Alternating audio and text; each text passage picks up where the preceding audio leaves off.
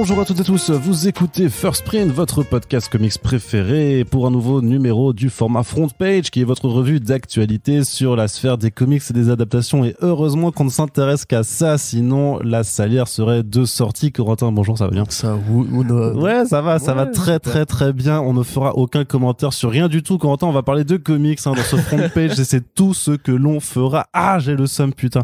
Allez, Corentin, on va commencer tout de suite sans tergiverser par la bonne nouvelle du moment sur une campagne en cours de financement participatif pour les Lumberjanes qui font leur retour aux éditions Kinaï. Lumberjanes, qu'est-ce que c'est ?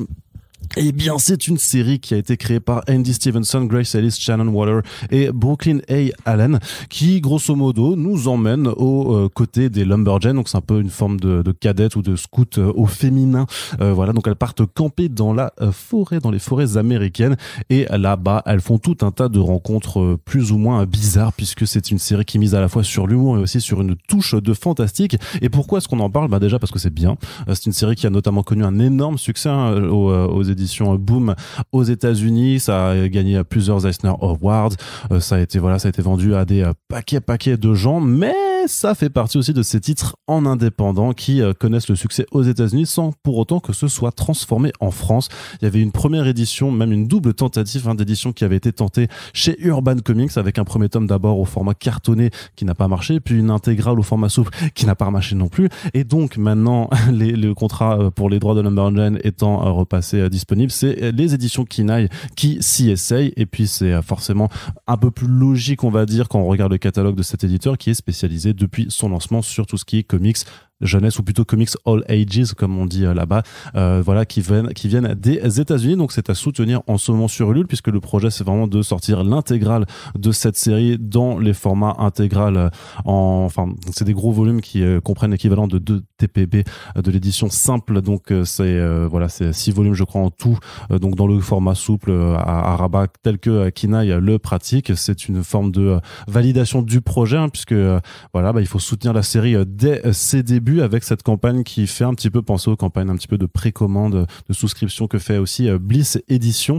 Donc d'ailleurs Bliss qui vient de lancer sa nouvelle campagne pour Savage ou Sauvage en français, qui est aussi un titre très très chouette à soutenir. Donc voilà, si vous avez un peu de sous à dépenser au lieu de partir en vacances, puisque maintenant c'est pas parce qu'il fait beau qu'il faut prendre des congés.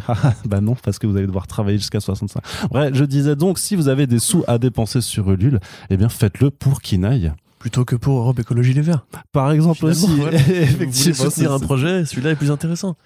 Effectivement, il y a beaucoup plus d'intérêt. D'ailleurs, en plus, c'est une BD qui est un petit peu écologique dans son message, tout ça, parce que forcément, au contact de la nature, il y a forcément un petit peu ce genre de thématique là. Donc voilà, c'est une bonne BD à soutenir. Et puisqu'on parle d'écologie et de vert, eh bien, on va pas du tout vous parler d'Europe Écologie, mais on va vous parler du festival Rayon Vert, qui a dévoilé une partie de son programme ces derniers jours. Et c'est surtout que si vous aimez, comme nous, les comics, la bande dessinée de genre, et que vous écoutez nos podcasts, vous aurez forcément envie d'y aller, puisque c'est un festival où il y aura un pôle, vraiment un BD de genre comics qui se développe grâce à Morgane de Isler BD, que l'on salue ici, qui avait déjà organisé le concert dessiné du label 619. Donc voilà, toujours sur les fronts pour faire vivre également cette culture dans l'est de la France.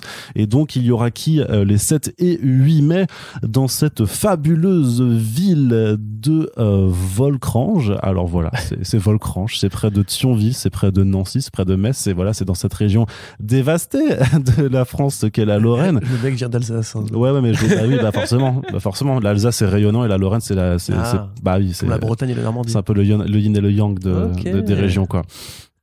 Et puis l'Alsace est fasciste alors que la Lorraine moins. Mais voilà, qu'est-ce que je voulais dire ? Oui, donc il y aura Sylvain Repos, il y aura Bruno Bessadi, il y aura Johan Cavège, il y aura Tony Emerio, il y aura Stéphane Créti, il y aura Stéphane Perger, il y aura Vicky Black, il y aura Juniba, il y aura Jim Bishop, Gaspard et Gris et Ulysse Gris, et Morvan le reste aussi, qui fait de la BD auto-éditée qui s'appelle Cosmic Chaos, ainsi que l'association Phylactère, donc qui font les BD locales en plus, Zone 57, VHB. On salue bien aussi Guillaume ou Guigui le Gentil, qu'on avait reçu en podcast. Guigui le Gentil. Ouais, qu'on avait reçu en podcast il y a quelques temps sur comicsblog.fr.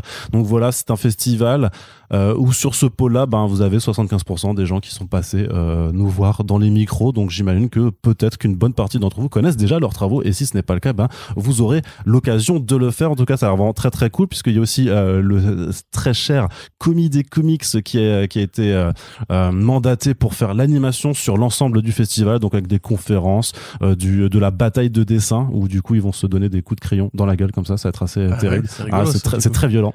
C'est très violent, mais aussi voilà des quiz à la volée, puisque apparemment il va poser des questions aux gens qui seront dans le festival. Il les mettra à une table avec une lampe dans la gueule, et il dira vous allez répondre à ces questions, et si tu réponds vous allez pas, répondre à ces questions. Ouais, c'est ça. S'il te plaît. Ah oui, Respectons un peu avec l'accent du sud à faire qui c'est qui a créé Batman, culé. Ne soyons pas glottophobe non plus. C'est ça, très bien. Donc aussi il y aura une exposition de Yojimbot, ça c'est cool, de Sylvain Repos, qui a signé une affiche exprès pour cette expo, qui aura lieu d'ailleurs jusqu'au 21 mai. Donc c'est un petit peu à l'écart de Volcrange, puisque ce sera à Thionville. Donc voilà, il y a tout un tas de festivités qui seront organisées. Ça se passe le 7 et 8 mai, et on vous y donne rendez-vous. En tout cas, enfin je sais pas si moi ou Corentin allons y aller forcément en présentiel, mais en tout cas si vous êtes dans le coin, c'est vraiment à mon avis une très très belle festivité qui vous attend d'ici un petit mois. Corentin, on va continuer les news avec peut-être un sujet sur lequel tu pourras réagir, puisque ça pourrait peut-être t'intéresser. Une édition noir et blanc et doré pour le Carbone et Silicium de Mathieu Bablet, qui arrive le 20 mai aux éditions Ankama. C'est un tout petit peu plus cher que d'habitude, puisque c'est 44,90 €. Mais qu'est-ce que c'est?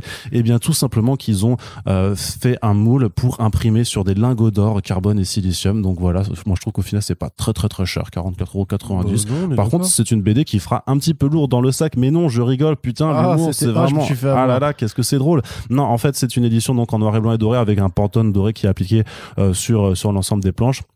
Sachant que il y a beaucoup de tonalités jaune et doré dans cette bande dessinée, et que on avait déjà pu observer un petit kink sur le doré du côté de chez Mathieu Bablet pour cette œuvre particulièrement, puisque quand il y avait une exposition à la galerie Acheter de l'Art, il y avait une sérigraphie qui avait été imprimée avec des feuilles d'or, tout ça, c'était plutôt très très joli. Donc on imagine que cette édition le sera tout autant. Carbone et Silicium, c'est un titre de science-fiction qui nous emmène aux côtés des deux premières intelligences artificielles créées par l'humanité. L'une va rester sur place pendant que l'autre va parcourir le monde. Ça se passe sur des dizaines voire des centaines d'années. Ça permet d'assister au déclin de l'humanité qui commence à l'heure actuelle. Donc c'est une œuvre d'anticipation qui anticipe beaucoup de choses sur le présent. C'est formidable. C'était la première œuvre en fait avec laquelle on a pu ouvrir First Print, puisque Mathieu Bablet a quelque part parrainé sans le vouloir notre lancement. Il nous a défloré. Tout à fait, complètement. Et donc voilà, c'est mortel, ce sera toujours bien. Moi je suis un Yankee, j'ai déjà commandé, puisque voilà, je Yankees comme pas possible sur Mathieu Bablet. En tout cas, ça arrive le mois prochain. Et il y a une autre surprise plus sonore qui arrive à côté. On vous en reparlera très bientôt. Je sais pas si je peux encore vous en dire plus. Corentin, qu'est-ce que tu en penses? Tu une très longue phrase ce matin. Ouais, t'as vu là, je viens de faire un non-stop de 8 minutes. On sent que le mec ne veut pas laisser le désespoir s'installer. C'est bien, je suis content. Voilà. Allez, à plus tard, Mathieu Bablet. Non, c'est cool. Après, moi, tout ce qui est projet un petit peu comme ça, c'est comme ce que fait DC Comics avec les espèces de gammes chromatiques, Superman Red Blue, Black, White and Blood. Ah, mais c'est complètement inspiré de Wonder Woman, Black, White and Gold, c'est sûr. C'est sûr. Fan de DC, voilà, bien sûr. Mais non, c'est chouette. Moi, tout ce qui permet de redécouvrir cette œuvre autrement, qui a quand même gagné le grand prix du FIBD, rappelons-nous, dans ma réalité. Tout à fait. C'est une belle réalité d'ailleurs. Très belle réalité. Qui a été élu hier dans ma réalité. Du coup, c'est chouette. Moi, je suis content. J'ai vraiment rien de plus à dire parce que. Yes. Limite, je trouve que les couleurs de Carbone, l'original, sont déjà merveilleuses. Donc voilà, s'ils veulent faire aussi des remakes où ils changent la palette chromatique ou n'importe quoi, tout me va. Voilà, après c'est une édition collector qui est limite. Bon, c'est quand même limité. C'est un grand mot puisqu'elle est limitée à 6000 exemplaires, donc c'est quand même pas mal. Mais après, vu que c'est un grand mot. Enfin, c'est que 3 syllabes, donc c'est pas non plus énorme. Non, mais c'est limité, tu vois, c'est un grand mot. C'est ça, ouais. Disons que ça compte pas triple au Scrabble, tu fais pas énormément de score, mais c'est pas la question. Corentin, on n'est pas ici pour parler de Scrabble ou de jeu. Ce que je veux dire, c'est que c'était quand même limité pour les collectionneurs, donc voilà, personne ne vous oblige à l'acheter. L'édition normale est toujours disponible et très accessible en termes de prix. Donc voilà, de toute façon, le message à retenir sur cette actualité, c'est il faut lire Carbone et Silicium. Si jamais vous ne l'avez pas fait, on vous renvoie au tout premier Super Friends de First Print.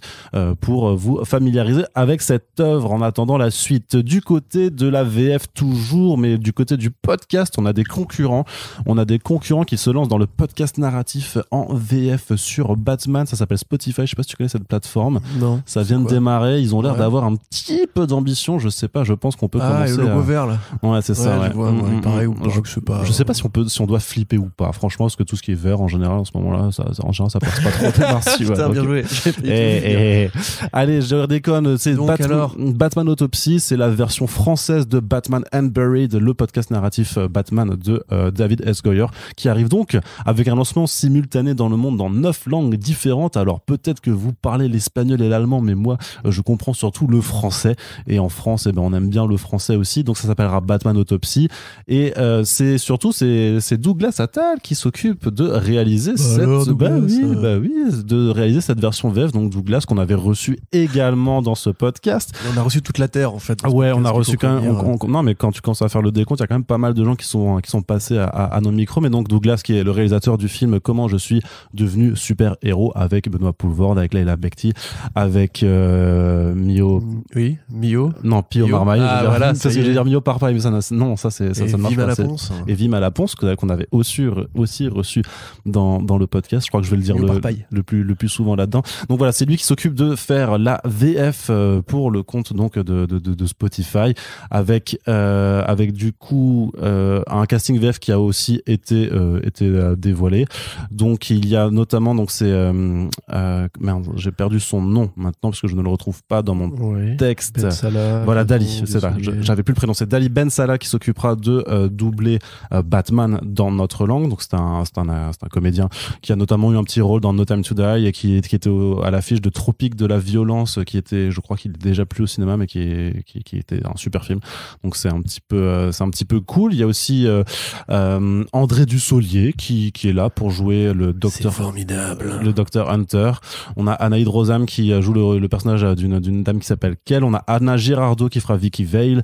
Enfin bref, voilà, il y a tout un tas de comédiens et comédiennes de qualité qui sont au rendez-vous. Il y a même un certain Frédéric Sigrist qui occupe le rôle de Kel Underman, qui fera voilà donc un petit caméo.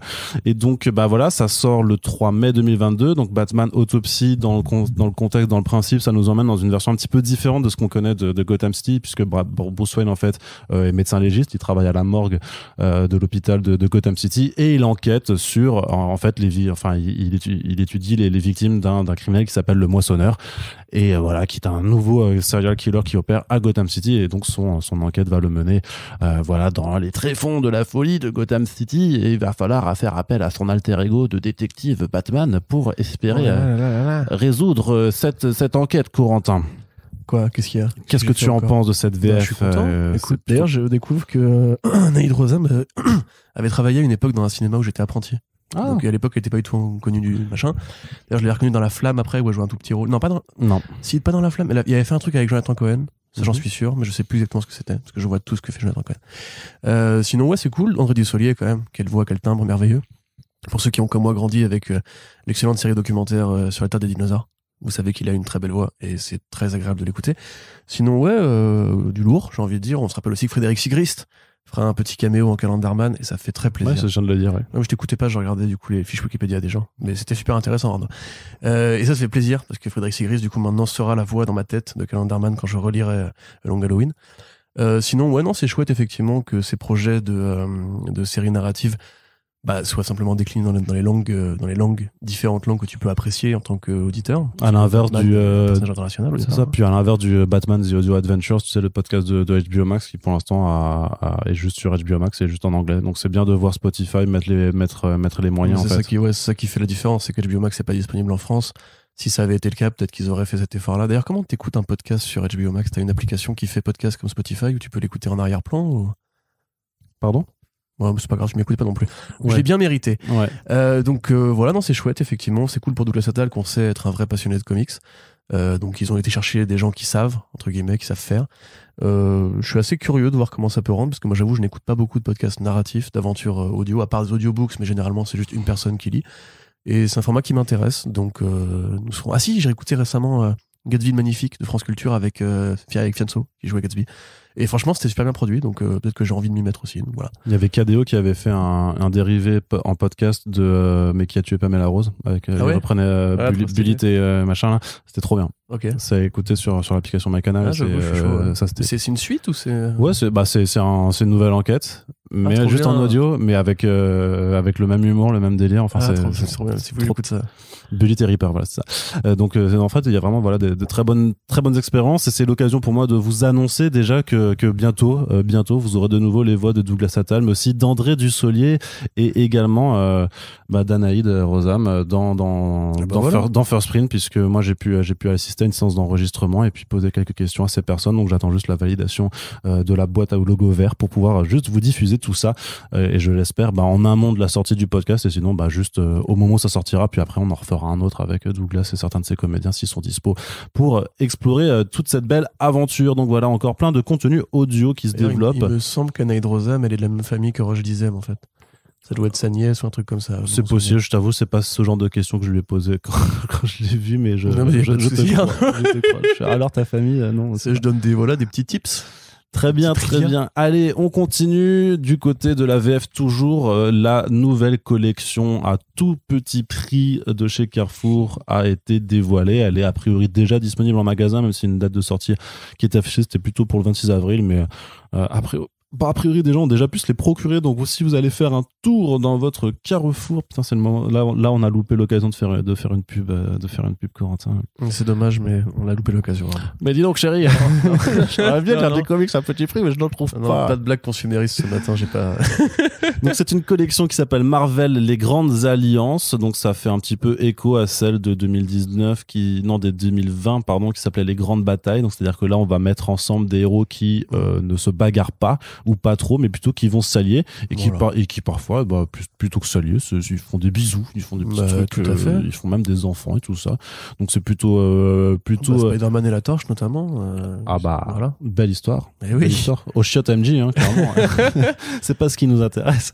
Donc voilà, le principe c'est toujours le même. C'est 10 albums qui sont vendus donc dans ces grandes enseignes à 2,99€ pendant, je crois, les 6 premiers mois, puis après ça passe à 9,99€, mais plus personne ne les achète à ce moment-là, puisque bien entendu tout le monde va se ruer dessus maintenant. On vous rappelle que ce sont des albums qui peuvent être intéressants à lire, mais on vous rappelle aussi que c'est un peu l'arbre qui cache la forêt dans la production, puisque même si ça fait des gros volumes de vente, ça fait au final pas grand chose en termes de chiffre d'affaires, et surtout que on est quand même, nous, de notre côté, assez circonspect sur le fait que ça puisse vraiment renouveler le lectorat. Mais en tout cas, pour les gens qui lisent déjà, c'est sûr que ça fait de belles occasions pour se laisser tenter à être curieux, d'autant plus qu'il y a quand même des volumes avec de bonnes histoires, très, très cher Corentin. Oui, quelques-unes, effectivement. Alors après, ça dépend du goût, on va dire, mais on va vous laisser de toute façon, on vous laisse regarder sur Comics Blog, vous tapez Carrefour, vous avez tout le listing, parce que si on devait faire tout le listing un par un, eh bien, en fait, il faudrait qu'on fasse une émission spéciale dessus plutôt. Mais Corentin, dis-moi, dans la sélection de ces 10 albums, lesquels plutôt conseillerais-tu en priorité ? Écoute, c'est la rubrique les conseils de Corentin. Bonjour Corentin. À la limite, tu vois, s'il n'y avait pas eu la Falcon Winter Soldier dans le tome 10, où il y a justement le début de Brubaker à l'époque avec Epting, ça m'aurait plus tenté, parce que tu vois, ils auraient pu prendre un autre moment choisi, mais bon, ils ont probablement. Elle est pas mal, la dernière. Parce que c'est le truc le plus récent qu'ils ont mis, en fait. C'est le seul truc qui date vraiment d'il y a moins de 2 ans. Ouais, c'est ça. Et du coup, moi, j'avoue, j'ai pas trop aimé cette dernière mini-série, donc le niveau est pas assez. Enfin, c'est par rapport à Brubaker, je trouve qu'on n'est pas là, quoi. Ouais. WandaVision, l'avantage, c'est que t'as beaucoup d'angle art, donc ça fait vraiment un seul scénariste sur ces personnages. Et c'est eux qui font des enfants, pour ceux qui n'avaient pas percuté. Voilà, moi sinon Elektra et Daredevil, parce que c'est deux personnages que j'aime bien. Voilà, le Ultimate Elektra, en plus c'est un Ultimate Daredevil Elektra, c'est un truc qui est très peu recommandé en général, alors que c'est une série qui met vraiment en avant Elektra comme un personnage plus humain. Quand on vous parle du côté ils étaient à la fac ensemble, etc., dans la série Daredevil, c'est de là que ça vient, parce que c'est eux estudiantins, comme tu dis, enfin étudiants en fait, bêtement, qui se rencontrent à la fac, qui tombent amoureux, etc. Il y a du Frank Miller et des bons moments de Frank Miller, on va dire. Et puis sinon, le Wolverine Spider-Man, j'imagine que c'est le plus évident au niveau graphique, parce que déjà t'as du Kubert, Adam, t'as du Madureira, t'as aussi du Aaron et du Zeb Wells. Bon, voilà, enfin c'est quand même une bonne force de frappe pour ceux qui sont fans de ces dessinateurs-là. Moi, après le reste, en même temps à 3 balles, tu vois, tu te dis tu peux être curieux. Enfin, c'est ça. Moi personnellement, je suis dans le lectorat qui achète des BD qui rapportent de l'argent, on va dire. Donc je peux ne pas me sentir coupable et aller en choper une ou deux vu le tarif. Excusez-moi, je bégaye un peu. Donc oui, parce que j'ai beaucoup insulté même à la télé hier soir. Donc oui, voilà, c'est un peu ça que je recommanderais moi. Mais tout est plus ou moins sympathique, tu vois, parce qu'il y a beaucoup de trucs d'archives en fait. Ils ont été prendre vraiment des trucs du Silver Age, du Bronze Age, parfois même de l'âge d'or entre guillemets de Marvel, c'est-à-dire les premiers pas de Ditko sur Spidey, sur Doctor Strange. Moi, dans l'ensemble, je trouve que ouais, c'est une belle sélection si on s'intéresse de près ou de loin à la BD. J'avoue que j'ai peut-être plus de mal avec le Avengers X-Men, mais en même temps, c'est vrai que Genosha, enfin l'arc Blood Ties, il est quelque part assez important dans l'historique de ces personnages-là. Donc, moi, je m'attendais vraiment pas à avoir une intégrale comme ça. Je t'avoue, tu vois, le Spider-Man Strange, par exemple, ils n'ont pas été prendre Fever, ils n'ont pas été prendre les différents trucs qui entourent One More Day. Donc, ouais, c'est plutôt inattendu. Mais tel quel, moi, ce que j'aurais envie de conseiller, oui, c'est ça. Même le Spider-Man Fantastic Four, il est pas mal en vrai. Le Dan Slott Templeton qui sont pris, qui est vraiment une restitution des volumes de Ditko et de Stan Lee à l'époque où on retrouve l'esthétique Silver Age, pardon, même au niveau du grain, c'est pas mal. Donc oui, non, il y a des à boire et à manger, mais tout est plus ou moins sympathique et encore une fois très abordable. Nous, on sait que vous êtes des gros fans de comics, donc c'est pareil, il n'y a pas de raison de ne pas se faire plaisir. Par contre, évidemment, oui, ça rapporte du chiffre d'affaires, effectivement. Par contre, ça ne dégage pas de bénéfices. Ouais, le chiffre d'affaires, si, il est cumulé, il est énorme. Par contre, le bénéfice sur chaque BD vendu... il n'est pas si gros, en vrai, en plus. Hein. Parce qu'il faut vraiment qu'ils en vendent beaucoup pour générer, enfin, quand tu compares, moi, de leur côté, après, de toute façon, en plus, il y a une problématique aussi, c'est que c'est une collection qui est, du coup, pour des grandes surfaces et donc, auxquelles les libraires n'ont pas accès. Après, donc, il y a toujours une grogne que je comprends un petit peu des libraires par rapport à ça. Après, il faut quand même en vendre un paquet pour que ça dégénère, parce que même si les libraires, ils touchent 40%, en gros, sur le chiffre, mais quand t'enlèves à ces 40% tous les frais de fonctionnement, de salaire et tout ça, c'est quand même un nombre beaucoup plus petit. Donc en fait, même une librairie indépendante, il faudrait qu'elle en vende, je sais pas, 1000 à elle toute seule en fait pour pouvoir générer, je pense, quelque chose qui soit intéressant pour elle, alors que eux peuvent vendre des omnibus. Ouais, mais Carouf, ils ont un marché plus grand que de la librairie de quartier, on va dire. Ouais, non, mais bien entendu, mais c'est pour ça, c'est que de toute façon, même si les librairies pouvaient les proposer, je pense pas que d'un coup ça attirait une clientèle complètement démentielle, sachant que eux-mêmes ont déjà leur propre collection à 6,99 qui pour le coup sont plus intéressantes, en tout cas sur les 2 dernières années, qui étaient à mon sens quand même plus intéressantes que celle de Carrefour. Mais ouais, bah après dans l'idée, ne serait-ce que pour l'objet et le contenu en fait même, parce que là l'édition elle est comment du coup? Les TPB là de Carrefour, ah bah c'est les mêmes que l'an dernier, hein, c'est du souple sur un papier pas ouf, ça. Ouais, après ça tient. Un produit d'appel, on va dire. Ouais, c'est ça. C'est pas... Et puis surtout que t'as assez numéroté pour avoir la frise aussi sur la tranche. Donc c'est toujours les trucs aussi qui je trouve sont un peu relous, parce que tu peux pas juste en prendre un pour le kiff, parce qu'après tu te sens obligé d'avoir toute la collecte. Tu vois, après tu peux te dire qu'on s'en fout de la tranche aussi. Hein. Moi j'avoue. Le dos d'ailleurs le dos, pas la tranche. Oui, le dos. Ça fait longtemps que moi ce genre de gimmicks ne me font plus rêver du tout. Hein. Ouais, mais bizarrement ça marche encore chez beaucoup de gens. Ouais. Mais moi je me sens pas du tout prisonnier d'avoir un Spider-Man incomplet, si tu veux. Ah oui. Donc le mien est complet du coup, mais bref. Tout ça pour dire que quelque part, tant mieux si ça attire des jeunes ou des gens qui justement passeraient devant le rayon et diront ah ouais, c'est pas cher, je vais le prendre. Et tant pis si il n'y a pas d'autre moyen pour faire lire de la BD aux gens en fait. Moi j'avoue, je commence un peu à perdre espoir du côté les offres à prix cassé aussi. Tu vois, on a appelé nous à une baisse des prix quelque part, parce que c'est vrai que c'est un loisir qui coûte très cher et qui, je pense, repousse un peu les gens, en tout cas les curieux par rapport à ça. Mais effectivement, si les curieux ensuite sont attirés, ils ne vont pas se transformer en lecteurs pérennes, c'est un peu con aussi, quoi. Donc, faut espérer. Il faut espérer que ce sera la bonne cette fois-ci, comme chaque année, et que peut-être que le petit gamin qui va tirer la jambe de sa mère, maman, achète-moi Spider-Man et Fantastic Four. Après, plus tard, il va grandir, écouter First Print et devenir un mec bien. Et c'est même plus sur est-ce que c'est vraiment les gamins qui tirent la jambe à leur maman ou les gamines qui achètent ces BD. Moi, j'ai plus l'impression que c'est des gens comme nous qui savent qu'ils font une bonne affaire en fait, hein, mais c'est plutôt ça le problème en fait que j'ai vraiment. Je pense qu'il ferait une opération comme ça, quitte à perdre de l'argent juste sur les mecs comme nous, parce qu'on n'est pas si nombreux non plus dans le pays.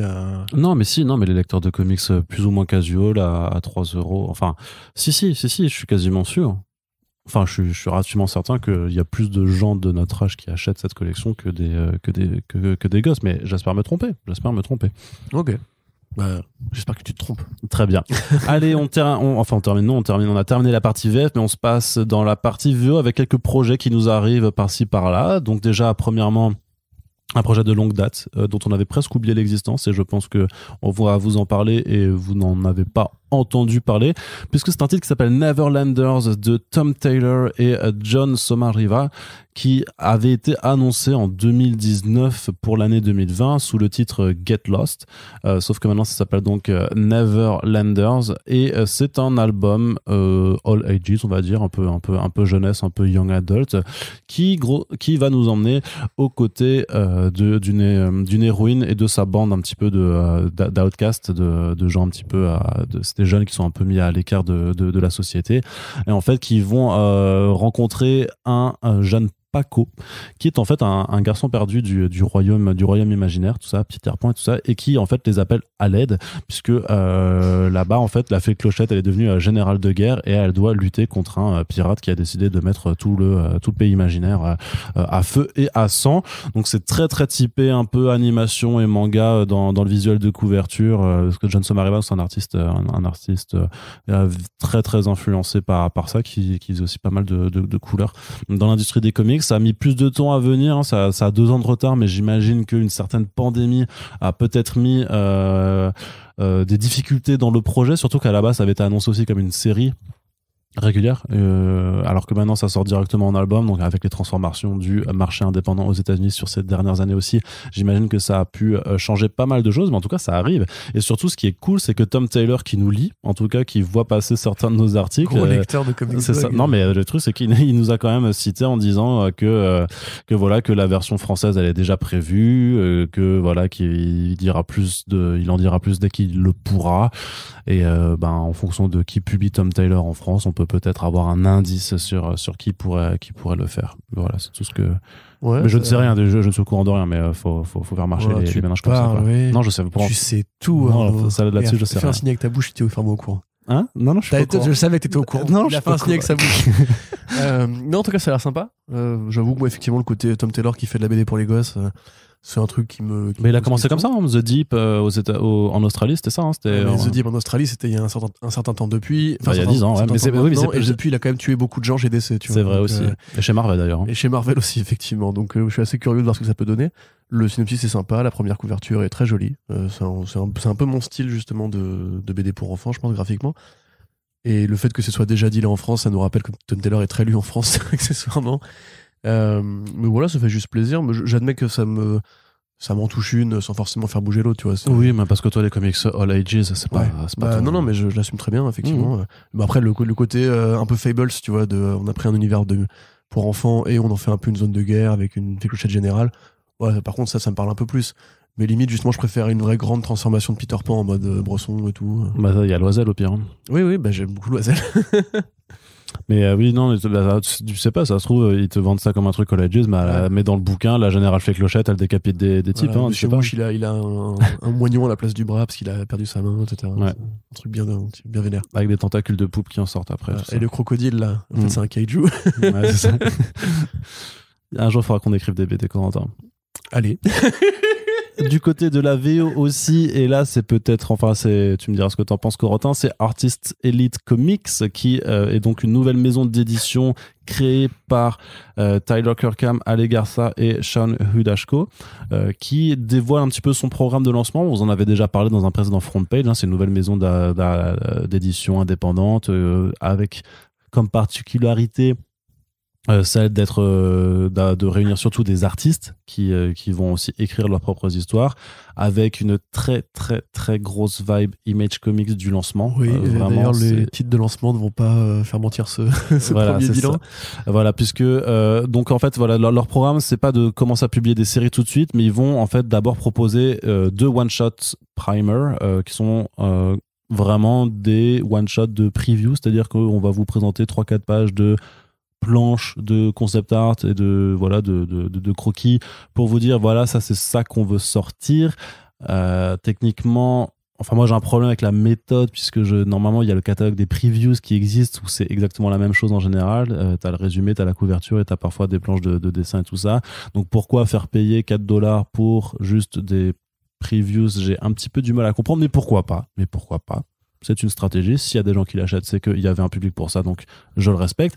Et donc, il y aura un artiste Elite Primer Red d'un côté début juin avec Mecha Girl par Alan Quad, Dark Skulls par Ben Temple Smith, Lost Serpent Prince par Brett Booth, Seraph and the Seven par Ryan Kincaid et Obina par Paolo Pantanella et Carnal Confessions par Sora Sung. Donc certains artistes que vous connaissez peut-être déjà de nom comme Brett Booth, puisque Corentin s'en moque tout le temps, Ben Temple Smith parce que Corentin en dit du bien tout le temps, parce que moi je comprends toujours pas ce qu'il est allé foutre là-dedans. Paolo Pantalena qui a dessiné beaucoup de mainstream, très Deathstroke, ce genre de choses là. Donc voilà, de toute façon c'est des artistes qui sont tous dans un style très mainstream. De toute façon si vous voyez les visuels présentés par Artist Elite Comics, vous voyez clairement qu'on est dans cette vibe très particulière des spoofs de héros, de super-héros des années 90, hein, mais genre vraiment. Il y a littéralement un Deathstroke, quoi, donc c'est compliqué. Et donc le deuxième primer sort une semaine après, le 8 juin, le premier sort le premier, et donc ça s'appelle Artist Elite Primer Blue, donc Red and Blue, pour moi c'est aussi le Superman Red and Blue, qui est aussi un truc des années 90. C'est pour ça, je trouve ça vraiment très bien. Donc avec Sound Wenches d'Ale Garza, Death Watch de Chad Hardin, qui avait dessiné du Harley Quinn, Red Ronin de Dexter Soy, qui est pourtant un très bon dessinateur, enfin c'est pas pourtant, qui est un bon dessinateur, qui a notamment fait du Redwood. Il y aura Belong de Freddie Williams 2, qui a fait Batman Tortue Ninja, très bon dessinateur et aussi, qui fait aussi d'ailleurs le Power Rangers le Power Rangers Godzilla en ce moment chez Arkham and Hinge aussi, c'est un très bon dessinateur. Ouais, et qui adore ces délires en fait de régressifs. Apothéosis de Jordan Gunderson et Final Boss de Tyler Kirkham, donc l'un des fondateurs là-dedans. Corentin, deux one-shots donc proposés en plus au prix quand même de $4,99 avec des variantes pour chacun des artistes présents. Voilà, c'est très Image Comics de début. Est-ce que... Enfin, j'ai pas envie d'être méchant, parce qu'il faudra bien sûr attendre... c'est vrai qu'il y a moi, j'ai un peu envie d'être méchant, quand même. Il y a un peu un Redwood aussi sur leur couverture. Franchement, quand tu vois l'effet de masse, parce que c'est des personnages qui viennent de différentes séries, on est d'accord? Ouais, c'est ça, donc, quand tu vois l'effet de masse, quand même, ça fait vraiment... T'as un ninja, une samouraï en tenue légère, une meuf bonne, je peux pas le dire autrement, il n'y a pas d'autre qualificatif, un mec en mode dandy badass, un démon des enfers, un Deathstroke, un Redwood / il y a un Spawn Rider, quoi. Il y a tellement un Spawn Rider. Mais voilà, enfin, t'as un guerrier blond, donc une sorte d'American Ninja apparemment. T'as un mec de Final Fantasy 9 là. T'as le mec de Final Fantasy 9, mais en version grand. Oui, mais c'est le mage noir, ouais, effectivement. Encore une sorte de ninja cybernétique, une nana avec une mini-jupe, enfin n'importe quoi. Il y a et puis voilà, il y a un gosse avec un chien. Alors ça, pour le coup, c'est peut-être celui qui sort le plus du lot. Je comprends pas, effectivement, moi... Enfin, je comprends bien sûr la nostalgie des années 90, et si c'est le cas, en l'occurrence, où je comprends que des artistes ne soient pas scénaristes, n'aient pas forcément d'immenses idées d'intrigues compliquées, ou même qu'ils aient envie juste de se faire plaisir avec des personnages que eux ils aiment, et ce sera sûrement très bien dans pas mal de cas, il n'y a pas de raison, c'est quand même du personnel compétent qui a les moyens en plus de se faire plaisir. Freddie Williams 2, Ben Temple Smith, c'est des gens que moi je respecte énormément, que je respecte, en tout cas c'est déjà pas mal. Brett Booth, bon bah voilà, on va dire que je vais pas non plus me ruer sur le premier numéro, parce que on va pas non plus financer comme ça l'escroquerie généralisée, mais en fait, si tu veux, je sais pas trop quoi en faire, parce que moi, Image Comics, la première génération, je trouvais ça, à défaut d'être toujours bien, il y avait des trucs intéressants. Enfin, il y avait des trucs qui étaient de bonne facture. Même visuellement, ça a révolutionné l'industrie, on peut pas dire le contraire. Spawn, ça a révolutionné l'industrie des comics. Ce qu'a fait Marc Silvestri avec Garth Ennis, d'ailleurs, à l'époque, sur The Darkness, c'était vachement bien. Donc, sans doute que dans le tas, c'est un peu ce que j'avais dit quand ils avaient fait leur espèce de clone de Substack récemment, là. C'est que si ça permet de faire exister une ou deux, ou même 3 bonnes séries, dans ce cas-là, l'initiative me plaît. Par contre, j'ai vraiment un peu peur que ce soit une sorte de cash grab pour justement cette génération qui va encore dans les comic shops et qui est encore attachée aux années 90 et qui a quelque part cette espèce de fantasme de voir revenir les trucs de leur jeunesse, quoi. Et ça, moi, ça me déplaît profondément, parce que autant je suis pas contre la nostalgie de temps en temps, même un truc un peu régressif de temps en temps, autant le marché des comics, il a évolué pour une bonne raison, c'est que Image Comics, ça a pris la flotte à un moment donné, c'était que de la prod poubelle. Il y a eu beaucoup de trucs très mauvais qui ont été faits là-bas, parce que c'était des artistes qui ne savaient pas écrire des scénarios. Et Rob Liefeld, c'était un artiste, il savait pas écrire. Même Spawn, ça a mis très longtemps à trouver sa voie. Au moment où McFarlane, il a fini par lâcher les contributeurs extérieurs, c'est quand même Alan Moore et Neil Gaiman et Grant Morrison, Frank Miller un peu, qui ont quand même posé les bases de le début de son run, tu vois. Et donc on a déjà eu un exemple de pourquoi ça pouvait ne pas marcher. Après, quelque part, Savage Dragon d'Eric Larson a duré très longtemps et il écrit tout seul, donc il n'y a pas de raison que ça ne plaise pas à des gens. Peut-être que ça va être le cas, peut-être que certains vont se révéler comme ça, ou peut-être qu'à force de côtoyer, en fait, ils écrivent de leur côté, on n'en sait rien, tu vois. Mais Brett Booth, déjà, moi, son dessin me plaît pas, alors le voir en plus au scénario d'un truc, non, je vais pas financer encore ce caprice-là. Par contre, oui, il y a des projets dans le tas qui m'intéressent. Mais surtout, même au niveau du design, qu'est-ce que ça amène de neuf sur la table? J'ai vraiment l'impression, mais on dirait. Là, c'est pas du neuf, hein, justement. On dirait même les New 52, quoi, au niveau des mauvaises idées qu'on remet en avant, avec ce style un peu bresson, tout est sexy, tout est violence et tout. Je sais pas, non, moi, c'est pas vraiment le projet. Au niveau des boîtes indé qui se sont lancées ces dernières années, c'est pas celle-là que je vais. En tout cas, qui me parle à moi, la niche que je représente, quoi. Ouais. Non, je suis aussi très circonspect là-dessus, mais je ne demande pas de nouveau en cas avoir tort dans tous les cas. Ouais, je sais. Cadeau. Le pire, c'est qu'en plus, tu m'as vraiment obligé à la faire tout le temps maintenant. Parce que comme je sais que tu l'as fait quand moi je le dis, je me sens obligé de la faire, alors que je sais que c'est pas drôle. T'es pas obligé d'agir. Je l'ai fait ironiquement et ça m'énerve. Mais t'es pas du tout obligé d'agir par mimétisme, tu sais. Tu peux avoir ta propre personnalité, Corentin. Je vais le fumer. Et du côté de l'indé, par contre, il y a d'autres projets qui nous intéressent peut-être un peu plus, comme cet album, ce roman graphique qui arrive chez Dark Horse à l'automne prochain, qui s'appelle Organisms from an Ancient Cosmos. Alors on a très peu d'informations pour le moment, si ce n'est que c'est écrit et dessiné par un monsieur qui s'appelle S. Craig Zahler, qui est notamment réalisateur de cinéma, qui a fait Bone Tomahawk, qui est un western ultra violent et hyper bien, et qui a fait aussi Brawl in Cell Block 99 et Dragged Across Concrete, qui sont aussi bien, des films très bien, mais très très violents également. Ouais. En fait, c'est comme ça qu'il se démarque. C'est vraiment avec des films qui mettent des patates de forain, on va le dire comme ça. Donc c'est une filmographie à laquelle on vous recommande de vous intéresser si vous n'êtes pas trop âme sensible. Et donc ça s'appelle donc voilà, c'est un titre de science-fiction où le concept est dit dès le titre, hein, c'est-à-dire que des êtres venus d'ailleurs se matérialisent un beau jour au-dessus de l'océan Pacifique. Les nations du monde se lient entre elles pour essayer de contrer cette menace. Ça résulte avec une énorme guerre qui fait des morts partout dans les deux camps. Et après, l'humanité s'interroge en disant ok, ils ont réussi à se barrer, mais maintenant qu'on sait qu'ils sont là, qu'est-ce qui se passe si ils reviennent? Aïe aïe aïe, c'est l'angoisse, Corentin. Mais j'étais surpris d'apprendre que c'est lui qui va même le dessiner, en fait. Oui, c'est ça, je viens de le dire aussi. Non, mais j'étais surpris d'apprendre que c'est lui qui va me le dessiner, donc, parce que je savais pas que ce monsieur avait comment dirais-je, un profil d'artiste, enfin, ou même de dessinateur, voilà, concrètement. Donc, en tout cas, ce que j'ai vu sur Google de son travail sur les planches, entre guillemets, m'a l'air assez enthousiasmant. Le projet me rappelle un peu Trees, quelque part, dans cette proximité avec un peuple alien dont on ne sait pas ce qu'il veut. J'ai quand même tendance à me dire que, parce que les films que tu as décrits, c'est quand même pas des films à très gros budget. Enfin, il y a du budget sur la distribution en général, mais c'est vrai que il a pas fait des grands trucs à la Michael Bay ou à la Roland Emmerich, tu vois, comme ce que ça évoque là. Ou peut-être qu'en fait, il avait envie de faire un film de science-fiction depuis assez longtemps, que personne ne veut le financer parce que le cinéma est en crise, blablabla. Et que du coup, il s'est dit, je vais en faire un roman graphique. En tout cas, si c'est ça, moi, je trouve ça chouette parce que j'aime bien l'idée que effectivement notre médium qui coûte quand même beaucoup moins cher pour générer des idées et des concepts qui, à l'inverse, peuvent demander beaucoup d'argent et de budget à d'autres industries, accueille comme ça des profils un peu plus variés. Et ça accompagne un peu l'espèce de grande transition du cinéma, enfin, grande transition, la petite fuite des talents du cinéma vers le comics. Comme tu le rappelais dans ton article, avec Keanu Reeves d'un côté, Jamie Lee Curtis, Oscar Isaac quelque part, et un mec dont on va parler après. Donc ouais, pourquoi pas, mais limite je trouve ça plus enthousiasmant là, parce que c'est vraiment un auteur que moi j'aime bien, au cinéma en tout cas, et le fait qu'il dessine lui-même, ça donne au projet une saveur un peu plus...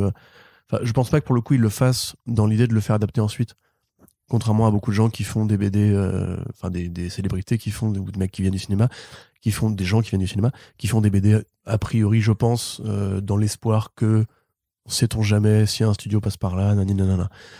Donc voilà, chouette. Après, le synopsis est un peu vaporeux, donc on ne sait pas trop exactement de quoi il va en retourner. Mais je suivrai ça avec impatience. Arnaud Kikou. Merci. Je sais pas pourquoi je dis merci. C'est cool que tu suis avec la ça me fait plaisir. Ouais, ouais, clairement. Mais écoute, moi, clairement, ça fait partie. Potes, comme ça, on se rend des services. C'est ça. Mais moi, c'est un titre clairement que je surveille, qui est à surveiller dans tous les cas. C'est aussi le cas pour le prochain album dont on va parler, puisque c'est It's Lonely at the Center of the Earth. C'est un nouvel album écrit et dessiné par Zoé Thorogood, donc cette artiste britannique dont on vous a souvent parlé, puisque elle est ultra forte. Elle est une des étoiles montantes de la scène comics indépendante. Et même plus, donc avec un premier roman graphique, The Impending Blindness of Billy Scott, traduit en VF par Dans les yeux de Billy Scott, qui arrivera aux éditions Bubble normalement à la rentrée qui arrive. Il y a eu un petit peu de retard à cause d'une certaine crise des matières premières pour tout ce qui concerne impression. Donc une artiste que vous allez pouvoir aussi découvrir chez iComics prochainement, d'ici la fin de l'année ou l'année prochaine, avec l'adaptation de Rain, donc une nouvelle de Joe Hill, un titre d'horreur. Donc là, It's Lonely at the Center of the Earth, c'est plutôt une forme d'autobiographie. Alors c'est une artiste qui a la vingtaine, donc c'est pas une autobiographie de toute sa vie, mais plutôt en fait de ce qu'on comprend, c'est l'histoire d'une artiste qui est enfermée chez elle, qui est en train de péter un câble et qui va se reconstruire par le dessin, qui va essayer de s'en sortir par le dessin. Et c'est clairement une façon de mettre en scène, je pense, le confinement, en fait, cette période du confinement. Du printemps 2020 et parfois même un peu après en fonction des pays. Et ben voilà, donc ça arrive chez Image Comics. Donc maintenant elle avait commencé avec Billy Scott chez Avril Hill Publishing, qui est une maison d'édition britannique indé, assez petite quand même en taille, même si ils publient des très grandes autrices déjà comme Tilly Walden par exemple. Mais là c'est bon, elle a fait Rain chez Image, elle continue chez Image. Ils ont chez CZJ. Et Eric Stephenson a déjà dit que son autre prochain projet, qui normalement est I Think I Might Be Evil, sera aussi publié chez Image. Donc un nom définitivement à surveiller. Moi je suis vraiment, de toute façon moi je suis déjà acquis à sa cause, hein, clairement, mais je suis vraiment très curieux de voir aussi ce bouquin là par rapport au fait que elle a une façon de mettre en scène de façon visuelle ses angoisses, tout ce qui est crise d'angoisse, dépression, ce genre de choses-là, de façon hyper frappante, enfin hyper inventive par moment, avec notamment, elle fait parfois, tu regardes sur son Instagram, elle fait des autoportraits où en fait elle a des yeux partout sur les bras, ou je sais pas, il y a plein de délires comme ça, elle a un imaginaire en fait qui demande qu'à exploser à mon sens, et je pense que du coup ça va être une œuvre qui sera très intéressante à explorer, tant dans ce qu'elle a raconté, de ce qu'elle a montré visuellement, puisque dans Billy Scott aussi, et ça vous le verrez si vous avez pris la VF à la rentrée prochaine, que même si c'est un récit très terre à terre dans son principe et dans son univers, il y a des fulgurances d'imaginaire qui sont vraiment dingues, et genre dans l'horreur, dans le fantastique en fait, ouais. Dans le fantastique. Moi, ce que je vois de son travail, c'est ce que vous autres les forceurs partagez sur les réseaux. Genre, elle va tout péter et tout. Mais elle pète déjà tout en fait, hein. Je vois un peu le côté Junji Ito dans son style de créature, on va dire. Après, moi, une BD sur l'isolation à la fois sociale et sanitaire et les crises d'angoisse, ça peut évidemment me parler. Mais encore une fois, moi, je n'ai lu que Rain de son travail, donc et je n'ai pas été soufflé. Je trouve ça bien. J'ai pas encore je trouve que ça manque encore. Enfin, en tout cas pour Rain. Déjà, Rain, c'est pas le qu'il écrit aussi, hein, donc. Non, mais je sais. Mais je veux dire que même au niveau du dessin, je vois le potentiel, mais je n'ai pas encore en mode ah putain la vache. Comme j'ai pu l'être avec d'autres artistes qui se lançaient récemment. Donc j'attends de voir. Mais de toute façon, vu que le VRP Arnaud Kikou est déjà là pour vous en dire du bien, moi personnellement, je vais pas m'étendre beaucoup plus là-dessus. Je connais pas bien la dame. De ce que je vois, de base, c'est pas une nana qui sort beaucoup de chez elle en général, hein. Enfin, en tout cas sur les réseaux sociaux, parce qu'encore une fois, j'ai un aperçu assez lointain du truc. Mais si voilà la promesse que vous font tous ces forceurs est à la hauteur du résultat, bah ça sera probablement très bien. Et on a forcé avec Johan Cavet, je regarde ce que ça donne, hein. Oui. Bah voilà. Une bonne BD. C'est tout ce qu'on demande, hein, dans ce podcast, c'est d'avoir des bonnes BD, puisque ça permettra ensuite de. C'est vrai. Mais quelque part, tu vois, Cavet m'a plus séduit au premier abord que Rain. Non, mais au niveau graphique, hein, je pense. Ouais. Après, je pense qu'on a des influences, enfin des goûts beaucoup plus communs qu'avec Thorogood. Très bien. Corentin, on continue du côté de la VO toujours avec quelque chose pour lequel tu vas pouvoir dire du bien, hein, avec Nick Pitara qui est de retour à la violence avec le titre Axe Wilder John. Pour les amateurs de Geoff Darrow, décidément, on est dans une très belle année 2022. On dirait que tous les enfants sont arrivés pour célébrer le retour du patriarche. On dit vraiment que c'est une belle année 2022 pour ceux qui aiment Geoff Darrow, et la bande dessinée. Non, parce que ceux qui aiment Geoff Darrow sont sûrement de gauche aussi, donc probablement pas une belle année pour eux non plus. Mais C'est pas grave, puisque Nick Pitara revient après avoir déserté le projet Léviathan. Rappelle-toi Léviathan avec... comment il s'appelait le mec qui a fait... John Layman. John Layman, voilà. Effectivement, où c'était une bonne BD, un peu kaiju parodique. D'ailleurs, il y avait des hommages à Big Guy and Rusty dans ce truc-là. Et puis au bout de 3 numéros, sur 5, ça s'était arrêté. Sans raison, sans forcément... Alors, j'ai pas beaucoup creusé s'il avait eu des problèmes de santé ou si c'était juste un conflit avec l'éditeur ou avec le scénariste. Mais donc Pitara revient et il revient tout seul, ce qui n'était pas le cas jusqu'à présent. Ça va être son premier projet à l'écriture. Donc c'est effectivement l'un des grands collaborateurs de Jonathan Hickman, qui l'a accompagné sur The Red Wing, sur Manhattan Project. Manhattan Project effectivement, et aussi chez Marvel sur Shield Infinity. Et j'en oublie un, je crois, Mojo World, il me semble. Il avait fait du Mojo World, ouais. Donc c'est effectivement un gars qui revendique très clairement l'inspiration Quitely et Darrow. Sachant que Quitely lui-même revendique l'inspiration d'Arrow, donc en fait il y a une sorte de belle continuité. Comme l'artiste russe dont on vous parlait la dernière fois, russe, oui, c'est russe.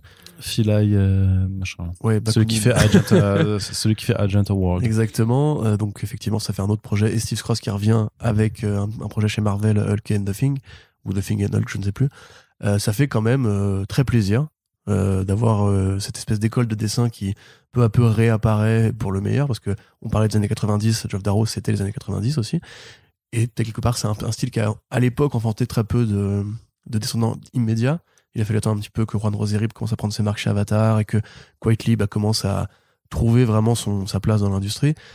Donc moi ça me fait vraiment super plaisir. On a une pelletée de projets ultra violents, ultra débiles et tout. Là dans l'idée c'est une gamine qui, depuis sa chambre, alors c'est une chambre où il y a aussi des flingues et des grenades, parce que le style Geoff Darrow c'est pareil, c'est le côté on va mettre des flingues partout et des détails partout et charger tout, etc.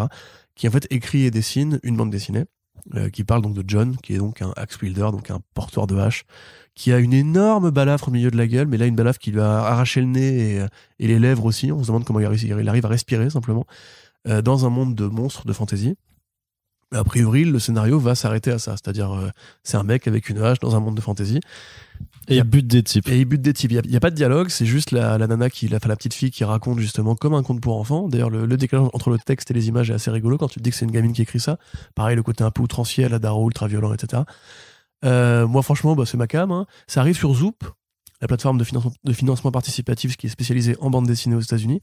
Donc ce sera en plus un crowdfunding, roman graphique de 140 pages.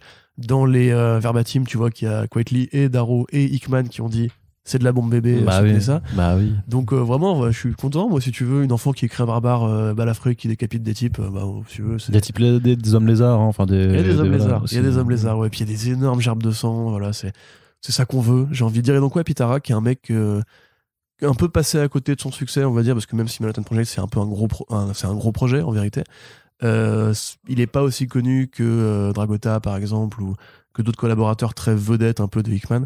C'est pas le même style, hein. Dragota c'est beaucoup plus fin, c'est très particulier. Là on est plus sur une école qui cherche la rondeur, la violence, les détails dans le sang et tout. Donc voilà, moi j'étais content de voir l'annonce popper et de revoir ce gars qui revient, sachant que lui c'est plus le côté un peu cartoonesque de l'héritage d'Arrow que le plus réaliste et proportionné à la Quitely, hein.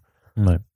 Est-ce que tu pourrais me parler de la prochaine actualité, The Exiled, donc qui est encore un nouveau projet de comics avec un acteur à sa tête. Oui, alors à sa tête, il faut le dire vite. Dis-le vite. À sa tête. Ouais. Ah, pas mal.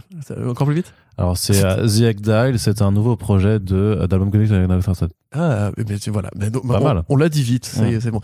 Donc oui, c'est Wesley Snipes, le mec qui jouait Blade, rappelez-vous, et qui est un personnage dans Tekken qui lui ressemble, qui revient pour faire du comics. Bon, il s'est associé avec une boîte, un éditeur de Los Angeles.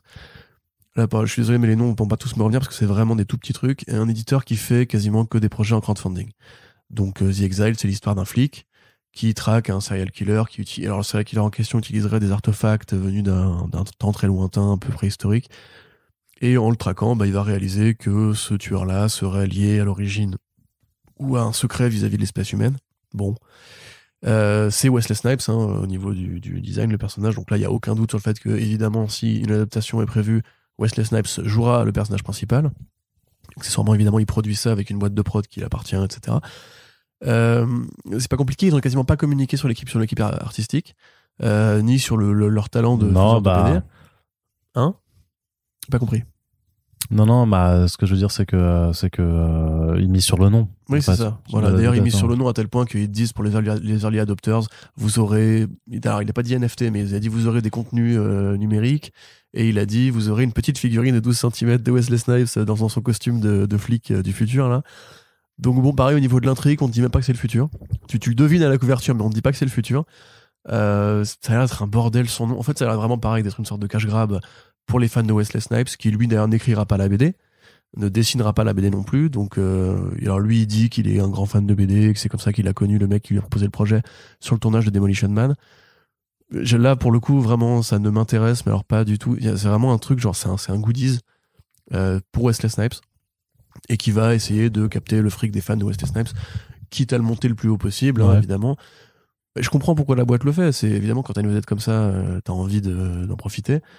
Maintenant, oui, non, là, au niveau du synopsis, au niveau du premier visuel qui nous a été montré, au niveau du côté crowdfunding, au niveau du côté aussi, peut-être que si on va voir Netflix avec ça, et ils nous fileront un peu de fric pour en faire un film. Bah, j'imagine, ouais. Moi, j'avoue que là, c'est pareil, ça fait très années 90, le scénario, le dessin. Non, et puis je suis pas non plus un grand fan de Wesley Snipes en vérité, donc je pourrais m'en passer. Très bien. Je pense. Qu'est-ce que t'en penses? Bah, pareil que toi. Enfin, bah, nickel. Je sais pas. Non, mais là-dessus, c'est vraiment. Enfin, moi, ça ne m'intéresse même pas, en fait. Parce que je n'ai même pas forcément qu'est-ce que je vais dire? Ça ne me touche vraiment pas, Wesley Snipes, en fait. Ouais. Je l'aime bien, mais je suis pas un énorme fan non plus. Oui, et puis tu vois, à la limite, quand Oscar Isaac qui fait une BD, il va chercher Christian Ward et Buccellato. Quand Jamie Lee Curtis fait une BD, elle est allée prendre l'artiste indé, là, super bien, pour faire un truc bien horreur et tout. Donc, alors que là, enfin. Il n'y a aucun effort de fait, c'est pareil. Et Keanu Reeves, c'était quand même Matt Kint et Berserker, c'était qui dessinait déjà? Ron Garney. Voilà, tout simplement. Donc c'est quand même, tu vois, des trucs plus ambitieux que ça, quoi. Ouais. Donc, voilà. Peut-être que c'est juste une tendance et qu'ils essaient de grappiller par là où ils peuvent. Ça ressemble un peu aux BD que faisait le Wu-Tang à une époque. Parce que bon, c'est des vrais fans de comics, mais pareil, leurs BD, c'était un peu nul à chier. Donc, big up à Wesley, hein, ça a probablement marché. Il a tellement de fans, ce gars. Tant mieux pour lui. S'il y a des NFT, par contre, on n'est pas content du tout. Non, voilà, je le dis comme ça. Effectivement. On termine cette partie VO avec deux actualités du côté de DC Comics. Une première très bonne nouvelle, c'est la réunion de deux monstres de la bande dessinée avec Superman Space Age, une mini-série prestige de Mark Russell. Bisous Marc, je t'aime. Et Michael Allred. Bisous Michael, je t'aime aussi. On vous aime les gars tous les deux, qui veulent nous plonger alors dans une forme de récit où Superman au fil des années essaye d'empêcher une catastrophe à venir, ce qui fait un peu penser au pitch de Fantastic Four Life Story, comme tu l'as très bien mentionné dans ton article. Oui, mais en même temps, t'as envie de dire que tant que les gens n'auront pas compris, tu peux répéter la même histoire encore et encore. Hein. Le fait que des gens se préoccupent de l'effondrement et essaient de lutter contre, pendant que d'autres se préoccupent de l'immigration et de la sécurité ou de leur compte en banque. Oh là là, je suis un vilain gauchiste, pardon, excusez-moi, j'ai été trop loin trop vite. Donc on l'a refait. Effectivement, Superman, voilà, il va venir Crisis, pour commencer a priori dans le premier numéro, puisqu'il y a Paria et il y a le Anti-Monitor. Et il essaye de lutter tout seul contre cette menace en brisant un petit peu ce que lui avait demandé de ne pas faire, parce que lui avait demandé de faire son père, qui lui avait dit il faut que tu les inspires, pas que tu fasses de l'interventionnisme. Et finalement, a priori, et d'ailleurs vu le titre, Superman va plutôt essayer de pousser l'humanité à prendre son destin en main et voire éventuellement à quitter la planète. En tout cas, c'est ce que moi ça m'évoque. Donc là, ce sera pour le premier numéro. Ensuite, dans la décennie suivante, si on part du principe que c'est les années 90, on peut imaginer qu'ils referont Death of Superman d'une manière ou d'une autre.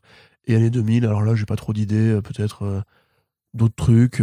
À mesure qu'on avance dans le temps, de toute façon, c'est ce qui avait très bien fait Russell, justement, sur Imperious Lex. On peut aller vers un truc de plus en plus dystopique, puisque lui, justement, il a vraiment cette vision graduée du moment où l'humanité a commencé à déconner. Donc déjà, c'est super cool parce que c'est un très grand scénariste qui, a priori, là, ne fera pas que de la satire. Il fera un truc un peu sérieux, un peu noir. Michael Red, voilà, hein, qu'est-ce que vous dites, ramenez-moi les zombies en France, s'il vous plaît. Ça va pas se vendre, mais je m'en ai rien à foutre, c'est trop beau, allez, ramenez-moi les zombies en France. Ça va pas se vendre, Corentin, tu seras un mauvais éditeur, Corentin, ta gueule. Le fait est, c'est que Michael Red, c'est compliqué à vendre en France. Il avait fait son travail sur Bowie, là, qui avait été édité en France et qui était ultra bien. Qui s'est ultra pas vendu. Ouais, mais je m'en ai rien à foutre, moi je l'ai. En plus, non, je suis con, j'ai le VO, je crois. Le traître. Mais donc, ouais, très bon artiste, qui d'ailleurs, c'est assez rare de le voir maintenant travailler avec des scénaristes. Plus récemment, donc, il a fait cette collaboration sur la vie de David Bowie. Il avait fait Bug chez DC, Les Aventures de Forager, qu'il avait écrit et dessiné. C'était vieux, ça, déjà. Oui, tout à fait. Ouais. Il a fait X-Ray Robot aussi, chez Dark Horse, c'était vachement bien.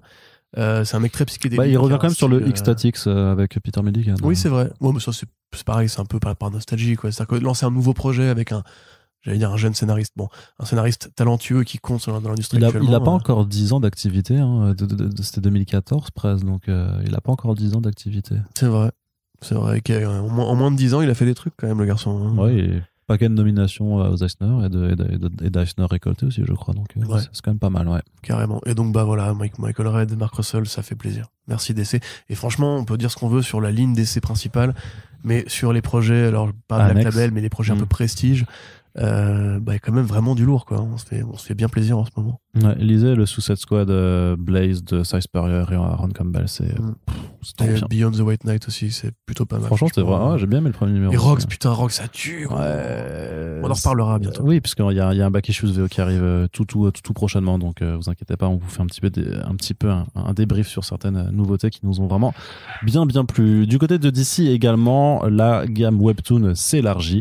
Vous savez, ça fait déjà depuis l'été 2021 qu'il y avait un accord qui avait été signé entre DC Comics, donc l'un des principaux éditeurs de bande dessinée aux États-Unis, et Webtoon, qui est donc la plateforme de lecture de BD en format numérique à scrolling vertical, qui appartient à Naver, un géant coréen.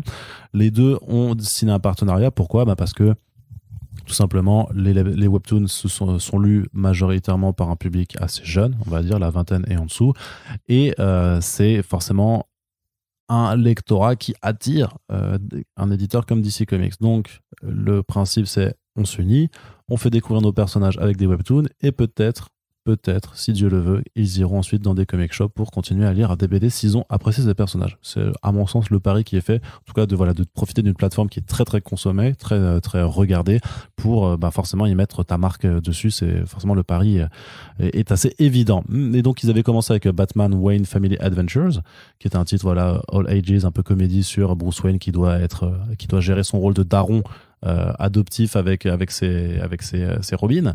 Et là, par contre, ce qui est plutôt cool, c'est que vraiment, ils passent la seconde avec différents titres qui sont centrés sur des personnages qui n'ont pas grand chose à voir avec Batman au sens pur du terme. C'est-à-dire que là, il y a un nouveau titre qui débarque dès le 26 mai sur Vixen, qui s'appelle Vixen NYC. Donc c'est Vixen qui en fait est allé voir sa famille en Afrique, en fait, qui récupère le totem qui va lui donner les pouvoirs urbains, sauf qu'en fait elle vit à New York et qu'elle est prise en chasse en fait par une autre personne de sa famille qui veut récupérer son totem, et donc elle va c'est Marie qui va du coup avoir les pouvoirs des animaux, mais avec la faune qui réside à New York. Donc j'espère qu'il y a des crocodiles dans les égouts, comme ça lui permettra d'avoir des pouvoirs un peu plus sympas, parce que sinon ça va être juste des pouvoirs de gros rats ou de pigeons. Et de pigeons pour voler, c'est pas mal. Ouais, ça là, ce qui est pas mal. Ouais.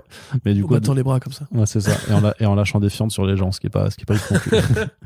Donc voilà, non, c'est plutôt cool. Vraiment, il y a 2 autres titres qui ont été annoncés également. D'un côté, c'est Redwood Outlaws, qui arrivera cet été, où on retrouve Jason Todd avec Bizarro et Artemis, qui vont grosso modo devoir se battre contre tout un tas de super vilains, parce que la Justice League leur a dit vas-y, il faut que vous prouviez votre valeur.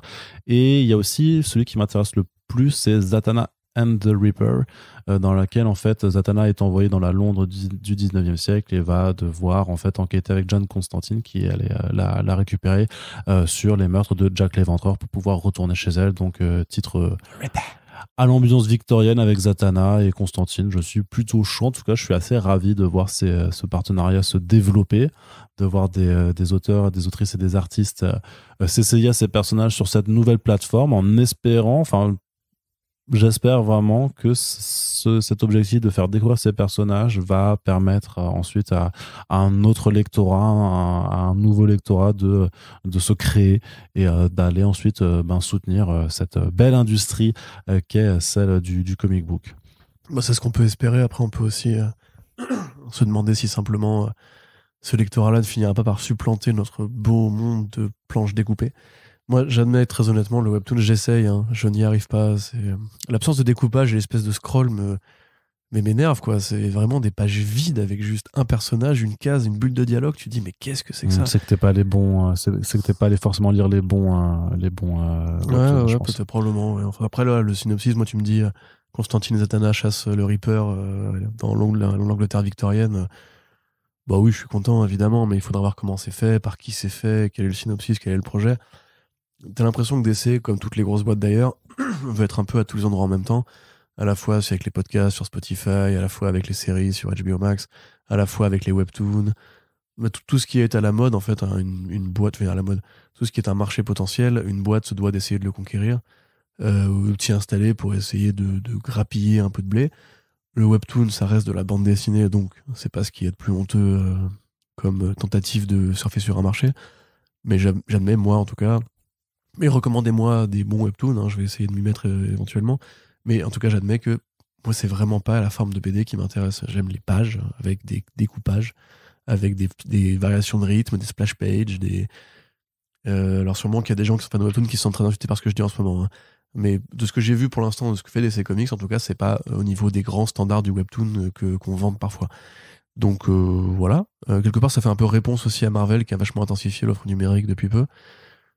Oui, de ce que voilà, j'en vois, c'est pas ça qui va entre guillemets me convaincre. Mais tant mieux pour DC qui doit aussi s'adresser à une jeune génération qui, elle, commence vraiment à considérer que c'est la norme de la BD de passer par là et éventuellement, effectivement, en grandissant, ils vont peut-être chercher ailleurs des trucs plus recherchés, plus développés, plus étoffés. Un petit peu comme l'offre Carrefour, je suis ni pour ni contre, mais si ça peut créer des lecteurs, bah, on verra bien. Enfin, ça peut être cool, quoi. Yes. C'est mon consensus, voilà. Bien centriste. Très très constant, ouais, c'est ça, très extrêmement modéré. Ouais. Pour le coup, ça c'est vraiment. Je veux pas me fâcher avec personne aujourd'hui. L'extrême modération. Bah ouais, non mais t'inquiète pas, on ne se fâchera pas. Allez Corentin, ce podcast dans la douceur et le calme va se poursuivre avec une petite partie dédiée aux adaptations. Alors une toute petite partie de télé parce qu'on a que 2 actualités, dont une qui va passer très très très très vite. Parce que moi je vais juste balancer enfin, en fait, je vais dire un chef, mais en fait non, parce que c'était prévu depuis le départ. Donc Lock and Key saison 3 sera la dernière saison sur Netflix. Tant mieux, c'était nul. Ce n'est pas à refaire. Les comics sont vachement bien. Lisez les comics. Voilà, c'est tout ce que j'ai à dire là-dessus. Bah moi, j'ai rien à dire dessus. J'ai maté 2 épisodes. Ouais. Donc j'en suis très content. Ouais, je crois que ça fait même partie. Au final, je crois qu'on n'a même pas fait de podcast dessus. Au final, même, je crois que même moi, j'ai même pas. Ouais, donc c'est pire que Morbius, quoi. Attends, mais si j'en ai fait un ou pas, je me rappelle plus. Non, je me rappelle même plus. J'allais dire est-ce que j'ai réussi à choper Splinter pour faire un truc. Non, c'était Sweet Tooth, je crois, tu confonds. Ouais, non, mais j'ai fait Sweet Tooth, j'ai Peter's Legacy et tout ça, mais peut-être que Lock and Key c'était avant qu'on fasse First Print. Alors, quand tu m'expliques en quoi c'était mieux ou moins bien que Sweet Tooth, du coup. Ah non, c'est la même merde. Mais c'est la même qui t'a énervé et l'autre non, c'est ça? Ah non, mais si, mais les deux m'ont énervé. C'est juste qu'à l'époque, j'avais pas encore le réflexe de faire des podcasts sur les trucs nuls avec Yerim, c'est tout. Mais c'est juste pour ça. Merci à lui de se dévouer. Hein, moi, je gagne beaucoup de temps dans ma vie grâce à lui. Ouais. Mais non, bah oui, mais parce que c'est donc un titre où voilà une fratrie en fait débarque dans un manoir familial après que leur père, mais tu vas pas tout réexpliquer. Que leur père se soit fait buter. Et les BD, elles sont bien, voilà. Non, ils tombent sur des clés au pouvoir mystérieux, sauf que le comics de Joe Hill et Gabriel Rodriguez, c'est très horrifique, c'est très brutal par rapport à ce qui se passe sur les protagonistes, c'est plutôt bien, ça c'est un style particulier, mais moi je trouve que c'est vachement bien dessiné, il y a plein de rapports à d'autres, il y a des références à d'autres grands ponts de la bande dessinée comme Bill Watterson, ce genre, ou Hergé, c'est surtout un imaginaire qui est fourni, et la série a édulcoré ça, mais comme Sweet Tooth en fait, ils ont fait le même process, c'est on prend un truc violent et on va en faire un truc tout public où là l'horreur est remplacée par une sorte de fantaisie féerique. Tu connais Moon Knight? Ouais, c'est ça. Voilà. Enfin bref, donc très bien. Si c'était prévu en 3 saisons, bah tant mieux. Les gens qui font leur taf seront contents, ils seront pas frustrés. Les gens qui aiment la BD, a priori, ont déjà arrêté de regarder depuis longtemps, et donc voilà. Mais ça a peut-être permis de faire valider les suites de Lock and Key en comics. Peut-être. De faire éditer en France qui manquait à éditer. Peut-être, effectivement. Quelque part, merci Netflix. Faut toujours trouver, non, mais pas merci Netflix, merci juste les autres qui en ont profité pour se lancer dans quelque chose. Très bien, Corentin, HBO Max commande une adaptation du roman graphique de l'album You Brought Me the Ocean avec Charlize Theron à la prod. Ouais, et quelque part, ce sera la première fois qu'on verra Aqualad sur les écrans en dehors de l'animation. Enfin, je crois, remarque, attends, est-ce qu'il est pas dans une série CW? Franchement, ouais, il a pas été dans Smallville, un truc comme ça, Aqualad? Non, il y a Aquaman dans Smallville, il y a pas Aqualad. Non, en tout cas, pas ce Aqualad-là, parce que c'est Jackson Hyde, du coup. Enfin, c'est Jake Hyde, parce que c'est pas Jackson Hyde. Donc oui, c'est, grosso modo, c'est Lucas, mais chez DC Comics, on va dire. C'est le film Lucas, très bon film de Pixar, qui était a priori une allégorie LGBT que Disney aurait censuré, probablement. Là, on l'a pas censuré. Là, en fait, on a fait le roman graphique, et effectivement, Jackson Hyde est donc un jeune noir qui est aussi un jeune homme gay, dans une petite ville paumée du Nouveau-Mexique, entourée par le désert, et qui tombe amoureux du capitaine de l'équipe de natation de son lycée. Voilà, son père a disparu, il est qu'avec sa mère. Et donc il est gay, il n'ose pas lui avouer à sa mère, et il essaie de voir s'il y a moyen avec le capitaine de l'équipe de natation, mais il s'aperçoit, parce qu'il a un peu peur de l'eau, que quand il va au contact de l'eau, parce que son père est mort noyé, je crois, un truc comme ça, bah ça lui active des pouvoirs, en fait, des capacités surnaturelles, donc super force et tout. Mais on n'est pas du tout dans un truc de super-héros, hein. C'est vraiment un roman graphique jeunesse. Et c'est dessiné tel quel, les codes sont ceux-là. Ça fait partie de l'imprint DC Kids voilà, pour jeunes ados. Hein, ouais. Oui, mais à la limite, t'avais des DC Kids qui faisaient plus ou moins super-héros ou plus ou moins polar et tout. Genre le Batman où il est jeune, là, c'était plus du Batman que là, ce n'est du Aquaman. Là, c'est vraiment une romance adolescente. Hein. Littéralement, il n'y a pas de tricherie par rapport à ça, avec un élément surnaturel en plus. Où de jeunes hommes vont apprendre à se connaître à travers la métaphore de l'eau et du super-pouvoir. Donc qui sert évidemment d'allégorie sur l'identité, les super pouvoirs. Là, c'est une découverte qu'il avait au fond de lui, etc. Bon, écoute, ça fait très CW sur le papier, parce que prendre des personnages et les tordre un peu pour en faire justement des figures qui défendent l'idéal, enfin plutôt la représentation LGBT, c'est ce que fait Berlanti Prod depuis très longtemps, et avec souvent des jeunes héros. T'as parlé de Smallville, la plupart on pourrait parler aussi du projet Powerpuff Girls, tu vois. Pardon, j'avais oublié, mais en fait c'est vrai que ça vient de me revenir. Et donc voilà, ce côté jeune, LGBT, super pouvoir et tout. DC Comics, sont plutôt Warner Bros Télévision, sait faire, ou en tout cas ils le font depuis très longtemps. Là, l'élément un peu nouveau, c'est que c'est Charlize Theron à la prod, donc elle a un deal avec HBO Max pour produire différents projets. Faudra voir si elle veut s'investir dedans, jouer un rôle ou quoi, on n'en sait rien du tout. Je ne sais pas ce qu'elle vaut en tant que productrice personnellement. Je crois qu'elle avait coproduit Atomic Blonde déjà. Et elle a aussi coproduit Greg Rucka, The Old Guard, parce qu'en fait c'est toujours elle qui produit ses projets à elle maintenant. Donc je sais pas trop voilà ce que ça vaut en série télé en tout cas. Mais honnêtement, moi c'est pas le truc, c'est comme pareil pour les webtoons, c'est pas pour ça que je me suis intéressé aux super-héros à la base. Je suis content que ça puisse permettre d'exprimer de nouvelles idées. Il y a des romans graphiques de DC Kids qui sont vraiment excellents, comme Breaking Glass. Le truc sur Nubia était pas mal dans mon souvenir aussi. Donc très bien, voilà, c'est bien que ça existe, c'est bien qu'effectivement on puisse, pareil, prendre le super-héros, le personnage de super-héros qui sont généralement malléables, parce que c'est le principe, ils passent de main en main, pour en faire une allégorie sur la découverte de l'identité, la romance et tout. Il n'y a pas de souci là-dessus. Moi, je suis très content que ça trouve son public. Maintenant, j'ai déjà assez de séries télé de super-héros avec de la romance, avec des codes un peu adolescents, ou adolescents, ou young adult, hein, c'est le terme consacré. Bon, après, je sais pas, ça me dérange pas, ça ne m'enjaille pas non plus. Voilà. En fait, c'est pareil, ça existe, tant mieux pour ceux qui vont être contents. Quelque part, ça rappelle quand même que Warner fait beaucoup plus d'efforts pour mettre en avant des personnages LGBT que la concurrence, entre guillemets. Et ça, c'est déjà suffisamment cool pour que ce soit une bonne nouvelle. Très bien. Et bah, ça arrivera quand ça arrivera, hein, puisque ça a été commandé quand même, donc après, ça devrait voir le jour. Ça coûte pas cher à produire, je pense, hein, pour le coup. Non, effectivement, ça peut être très, très, très terre à terre, mais après, ça participe aussi d'une envie qui est qui est largement visible maintenant chez DC Comics, on en avait déjà parlé dans un précédent front page où on vous avait un peu listé tout ce que faisait DC, la maison d'édition, notamment pour le mois des fiertés cette année-là, où c'est plus seulement on fait des variantes et un one shot pour bien se faire voir, mais on produit des mini-séries pour que ces personnages-là aient plus de représentation et soient visibles dans les comic shops pendant plus longtemps que simplement un seul mois par année. Donc voilà, la question de l'engagement sur ces représentations chez DC, elle est, je pense, honnête quand même, parce qu'on voit des projets qui en découlent. Oui. Par rapport à ce sujet-là, ça me paraît très évident. Enfin, Berlanti Prod, la CW, même la série animée Harley Quinn, c'est un truc qui est quand même assez... Il manque quasiment que le cinéma, en fait. Où ils n'ont pas encore été assez loin, où ils n'ont pas été du tout nulle part, en fait. Bah oui, c'est ça, ouais. Mais ça va finir par arriver. Voilà, t'as quelques allusions dans Wonder Woman. Ça va finir par arriver, et tu sens que c'est pas du cash grab pour le coup, parce que ça irrite beaucoup de gens, justement. Des lecteurs conservateurs ou des fans conservateurs. On a, nous, couvert les séries CW pendant assez longtemps pour le savoir. Donc oui, non, moi ça me paraît en tout cas sainement motivé, on va dire. Ouais. Allez, on continue et on va terminer ce podcast avec la partie cinéma qui sera là aussi pas ultra longue. Corentin, je vais te laisser la parole sur la plupart des sujets en plus de toute façon, parce que j'ai envie de me reposer. Tu sais, moi j'ai fait un long monologue au tout début, donc là ça va être un peu ton heure de gloire. La parole s'équilibre un peu au fur et à mesure. Bah, c'est ça, il faut les deux, tu vois. C'est comme le débat d'entre deux tours, sauf que ce sera pas avec deux fils de pute. Je suis la tortue du temps. Pardon.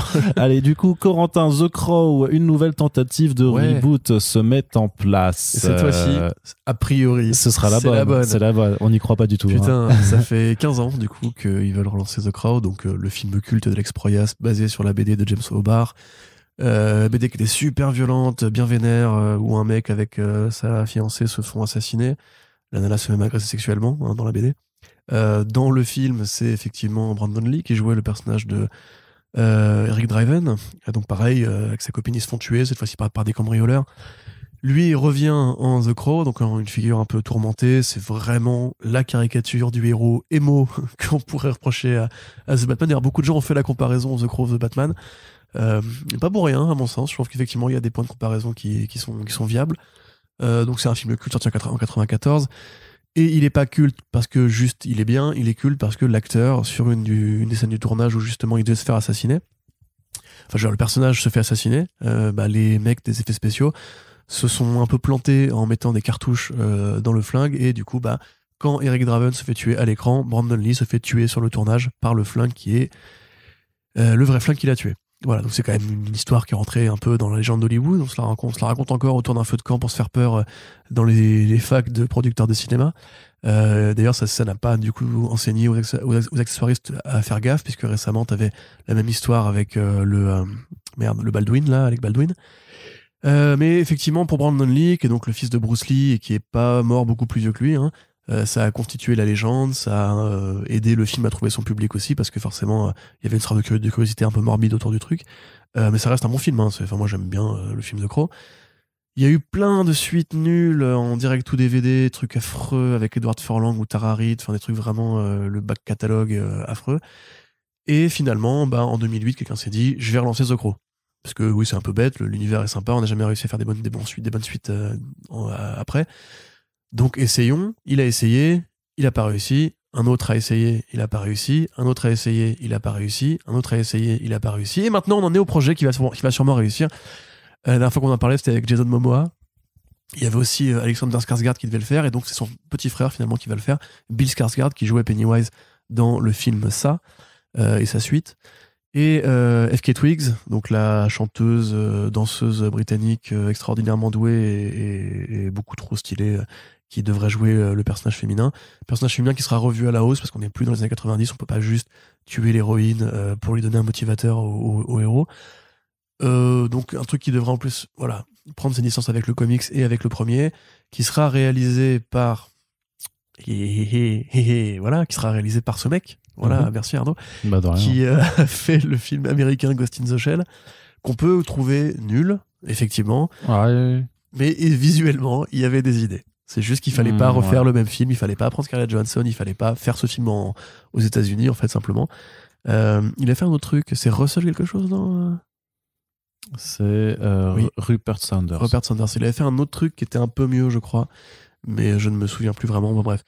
Ça vous donne une idée, grosso modo, de qui finance ce film et de quelle ambition ils ont pour ça. Ils veulent faire un produit budget moyen avec un réalisateur qui est prêt à dire oui aux commandes et qui va pas poser de graves problèmes. C'est le scénariste de Belfast, je crois, ou The King, qui va, un film qui a été récemment sélectionné aux Oscars, qui va l'écrire. Ça tourne cet été en Europe de l'Est pour 50 millions. Donc un petit budget, comme on aimerait justement que ça arrive plus souvent, parce que c'est souvent là que les idées se permettent d'aller un peu plus loin. Et voilà, un projet en fait qui a tellement morphé. Genre, quand tu vas sur la page IMDb, t'as vraiment 6 scénaristes qui sont crédités. Ouais. Donc c'est évidemment, tu peux pas savoir s'ils vont reprendre des idées qui ont déjà été utilisées une fois, s'ils vont vraiment partir à zéro. Est-ce que eux-mêmes vont un peu serrer les dents sur le tournage en mode genre faites bien gaffe à ce que les perches de micro soient bien accrochées et les flingues soient bien vides, alors qu'aujourd'hui on fait des déflagrations de flingues en CGI, heureusement, sauf pour Alec Baldwin. Donc voilà. Tout soon, ça, purée. Hein, c'est pas gentil. Non, mais c'est vrai, c'est dramatique. Aujourd'hui, on a les moyens de faire des balles qui juste sont générées par. Enfin, les effets de feu qui sortent du flingue sont générés par effets spéciaux. Pourquoi les mecs, ils ont voulu. C'est des risques inutiles, hein. Vraiment, il y a plein de gens qui sont morts sur le tournage de cinéma à cause d'accessoires qui étaient foireux. Hein. Donc, bref. Tout ça pour dire que, a priori, la malédiction de Brandon Lee, ça y est, son âme est apaisée, elle a décidé de rentrer chez elle. Probablement parce qu'elle a vu Hitman 4, elle s'est dit, bon, c'est de la merde, je me casse. En plus, non, c'était pas de la merde, c'est juste un peu chiant. Du coup, voilà, c'est cool, j'ai envie de dire. Après, j'avoue que, je m'attends quand même à ce qu'il y ait une connerie de dernière minute, tu vois. Parce que c'est tellement un projet maudit, quoi. C'est pire que Iman, hein. C'est même pire que Venom, parce que le tournage de Venom, il a jamais vraiment été lancé. Là, je me souviens quand on faisait les news sur le projet avec Momoa, vraiment, il nous disait, allez, on part en tournage la semaine prochaine, limite. Et la veille du tournage, c'était en mode, le projet est foutu, en fait. Donc, voilà. Ouais. Tu t'en bats les couilles, toi, je vois. Hein. J'ai pas vu The Crow. Ah, t'as pas vu The Crow ? Non. T'as pas lu The Crow non plus ? Non. Ah, il faut que tu le mates, c'est sympa. Enfin, c'est sympa, c'est années 90 à fond. Hein, ouais, j'imagine bien, mais voilà, ça fait partie de mes nombreuses lacunes. Ok. Mais par contre, te juge pas. Ce qui n'est pas dans tes lacunes, c'est de nous dire que le projet Mercy Sparks avance petit à petit avec une nouvelle scénariste. Même. Ouais, alors une jeune femme qui a fait qu'un seul projet, qui était un truc sur des influenceurs en confinement, ou je ne sais plus quoi, enfin un truc bon. Donc voilà, Mercy Sparks effectivement qui est a priori en développement chez la MGM. C'est l'histoire d'une petite, une démone qui est embauchée par le paradis pour aller traquer des anges déchus. C'est aussi très 90s, non ça ce concept-là, de toute façon, c'est la série Le Damné, c'est Archangel 8 récemment aussi chez Aftershock. Non, Iowa. Chez Iowa, pardon. Un truc que t'as vu 18 000 fois, le coup de les anges déchus sont sur Terre, il faut envoyer un ange ou un démon pour les massacrer. T'as même du Ghost Rider avec ça, t'as du Spawn avec ça. C'est vraiment le bas niveau, c'est Ange et démon, voilà, c'était le bas niveau de l'imaginaire américain des chrétiens affreux, quoi. Mais c'est plutôt léger, et c'est plutôt cool, et c'est plutôt barré. Donc pourquoi pas, moi j'avoue, je suis pas un grand fan des Mercy Sparks. J'ai du mal aussi à voir ce projet décoller, ça fait 3 ans qu'on en parle. Ouais. C'est un peu comme Red Sonja, tu vois, tu sens qu'il y a quelqu'un qui a envie de le faire, mais il est un peu tout seul dans son coin à pousser un peu le projet. Il doit y avoir beaucoup de discussions de producteurs qui arrivent pas à s'entendre, et ça doit tout faire ralentir. Bah après voilà, c'est pareil, tu peux facilement faire un film Netflix que tu vendrais. C'est horrible comment Netflix est vraiment devenu pareil, une sorte de boutique de DVD, de série B affreuse autour. On imagine que tous les projets un peu risqués ils vont finir là-bas en fait. Ce qui est un peu le cas en vérité. Oui, voilà, j'y crois pas une seconde en fait à ce truc. Voilà, je le dis comme ça, j'y crois pas une seconde. Je préférerais que Red Sonja se fasse à la limite. Mais là, oui, c'est un peu chaque année on a un projet dont on parle et qui verra jamais le jour. Bah voilà, The Crow va se faire, donc il en fallait un nouveau. La nature a horreur du vide et compagnie. Voilà, tant mieux pour l'auteur qui a sûrement touché un chèque, qui t'en touchera un nouveau quand on lui rendra les droits. Voilà, c'est tout. J'ai vraiment rien à dire. Ouais, non, mais je sais, c'est juste bien de rappeler que ces projets existent parce que s'il y a des personnes qui nous écoutent en chemin, enfin qui viennent de découvrir le podcast et qui connaissent pas encore le projet, et bien voilà, c'est des choses dont on parle parfois très ponctuellement, on en reparle une fois par an. Ouais. Juste pour dire, il s'est passé ça. Il est pas mort. Ouais, c'est ça. Ah, tiens, mais en fait, ça existe encore. C'est comme encore, lui. Moi, ce qui m'a trop fait marrer, et on va en reparler juste après, mais c'est que dans le papier sur les dernières déboires d'Ezra Miller, il y avait quand même un Variety qui plaçait quelque chose sur le fait que le film Deadshot existait encore, même s'il n'avançait pas parce que... Pardon. Ouais. Parce que Will Smith, en fait, il avançait pas parce que Will Smith demandait genre 20 millions de dollars en fait, pour jouer dedans. Et du coup, Warner avait clairement pas envie de mettre 20 millions de dollars là-dessus. Et ils essaient de placer du genre, de se faire un lien à l'actualité avec la fameuse claque en disant maintenant c'est sûr que c'est mort à cause de ça. Alors que, et là tu fais, oui, mais attendez, votre film Deadshot, on avait compris depuis 2016 en fait qu'il ne se ferait pas. Tu vois, enfin bref, mais c'est marrant de savoir que parfois il y a des projets, tu sais, on va nous reparler du Nightwing d'Adam McKay un jour, et puis voilà. Enfin, de Chris McKay, pardon. De Chris McKay. Il avait dit il y a 5 ans, il faudra être patient. Ouais, c'est ça. Oui, alors que, on a été patient. On est toujours patient. Non, mais on est toujours patient. Je veux dire, tu pourras toujours nous dire, ouais, ça existe toujours, frère. Ouais, non, okay, ça marche. The Lego Batman 2 et tais-toi. Ouais, c'est ça. Non, il a fait un Reborn avec Mark Millar, je crois. Oui. Ouais. Parce que The Lego Batman 2 ne se fera pas. Parce que la vie est injuste. Ouais. Terriblement. Et les pontes de Warner Media qui font hop dégager les petits avec la fusion Discovery, c'était tout à fait prévisible, hein. Jason Kilar et Anne Sarnoff qui sont poussés vers la sortie gentiment avec la validation de cette fusion de nouvelles entités. C'est 3 ans après avoir acheté Warner, AT&T s'en débarrasse et refourgue le bébé à Discovery. avec l'idée de pour Warner d'être dans un immense pôle de production de contenu plutôt que d'être forcément dans un truc de télécommunication, puisque Discovery c'est voilà un ensemble de un groupe qui fait aussi voilà des programmes originaux. Ouais, de la télévision, c'est un gros groupe de télévision. Télévision et de streaming. Maintenant, de streaming, effectivement. Donc, même Killars, c'était que 2 ans, hein, parce qu'au départ, c'était John Stacy qui avait supervisé la transition, comme ils appelaient ça, c'est-à-dire foutre plein de gens à la porte et dire maintenant c'est nous qui commandent. Et maintenant, Discovery fait pareil, ils virent plein de gens et ils disent maintenant c'est nous qui commandent. Donc, c'est rigolo. J'ai pas trop de compassion. Ah non, moi non plus. Bah non, mais pour ce genre-là, non. Parce qu'en plus, John Killars, c'est quand même le mec qui a dit par rapport à HBO Max que le Covid était bon pour les audiences. Ouais. Parce que ça avait aidé justement à persuader tout le monde en fait qu'il fallait mettre tous les films importants de Warner Bros l'année dernière sur HBO Max, quitte à envoyer des tonnes de projets au casse-pipe et à ce que en fait la plupart de ces films-là ne rapportent pas un centime. D'ailleurs Wonder Woman 84 avait un peu été le laboratoire de ce truc-là. Donc voilà, un mec qui a vraiment décidé froidement de dire le cinéma c'est fini maintenant, c'est le streaming et je t'emmerde, et limite voilà, piratez-le si vous voulez, moi je m'en fous tant que j'ai 80 millions d'abonnés. Ouais, quelque part il a rempli sa mission, hein. Si le but c'était de orienter Warner Bros vers le streaming, ça c'est fait, j'ai envie de dire. Anne Sarnoff de son côté c'était vraiment voilà, c'est compliqué de savoir ce qu'elle faisait en fait, parce qu'elle avait un mandat de présidente, oui, mais en vérité c'est quoi ce que tu retiens, c'est quoi les grands projets d'Anne Sarnoff? Tu vois, quand Sugihara en 2013 il te montre la grande frise chronologique du DCU, tu te dis ok d'accord, on va quelque part. Quand le gars qui a viré James Gunn et qui était présent chez Warner avant, voilà, qui était chez Disney récemment et qui est parti, Alan Horn. Quand lui était chez Disney ou chez Warner Bros, tu voyais une direction.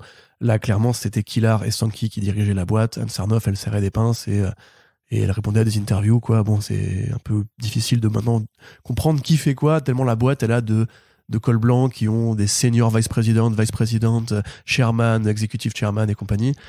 Au moins chez Disney c'est clair, il y a Bob Chapek et le reste, on va dire. Donc ça voilà, on verra. En fait ce qui se dit maintenant c'est que le gars qui dirige Discovery, comme c'est eux qui rachètent forcément, c'est eux qui décident, c'est lui qui va vraiment mettre les mains dans le cambouis et être le président actif des pôles Warner. Alors comment est-ce qu'il va faire? Est-ce qu'il va faire des journées de 48 heures? On ne sait pas. Ou alors est-ce qu'il finira par nommer quelqu'un? A priori, pour l'instant, non. Ils disent qu'ils vont pas recréer un poste de président de Warner Media, parce que en fait, Warner Media n'existe quasiment plus, c'est vraiment Discovery qui dirige.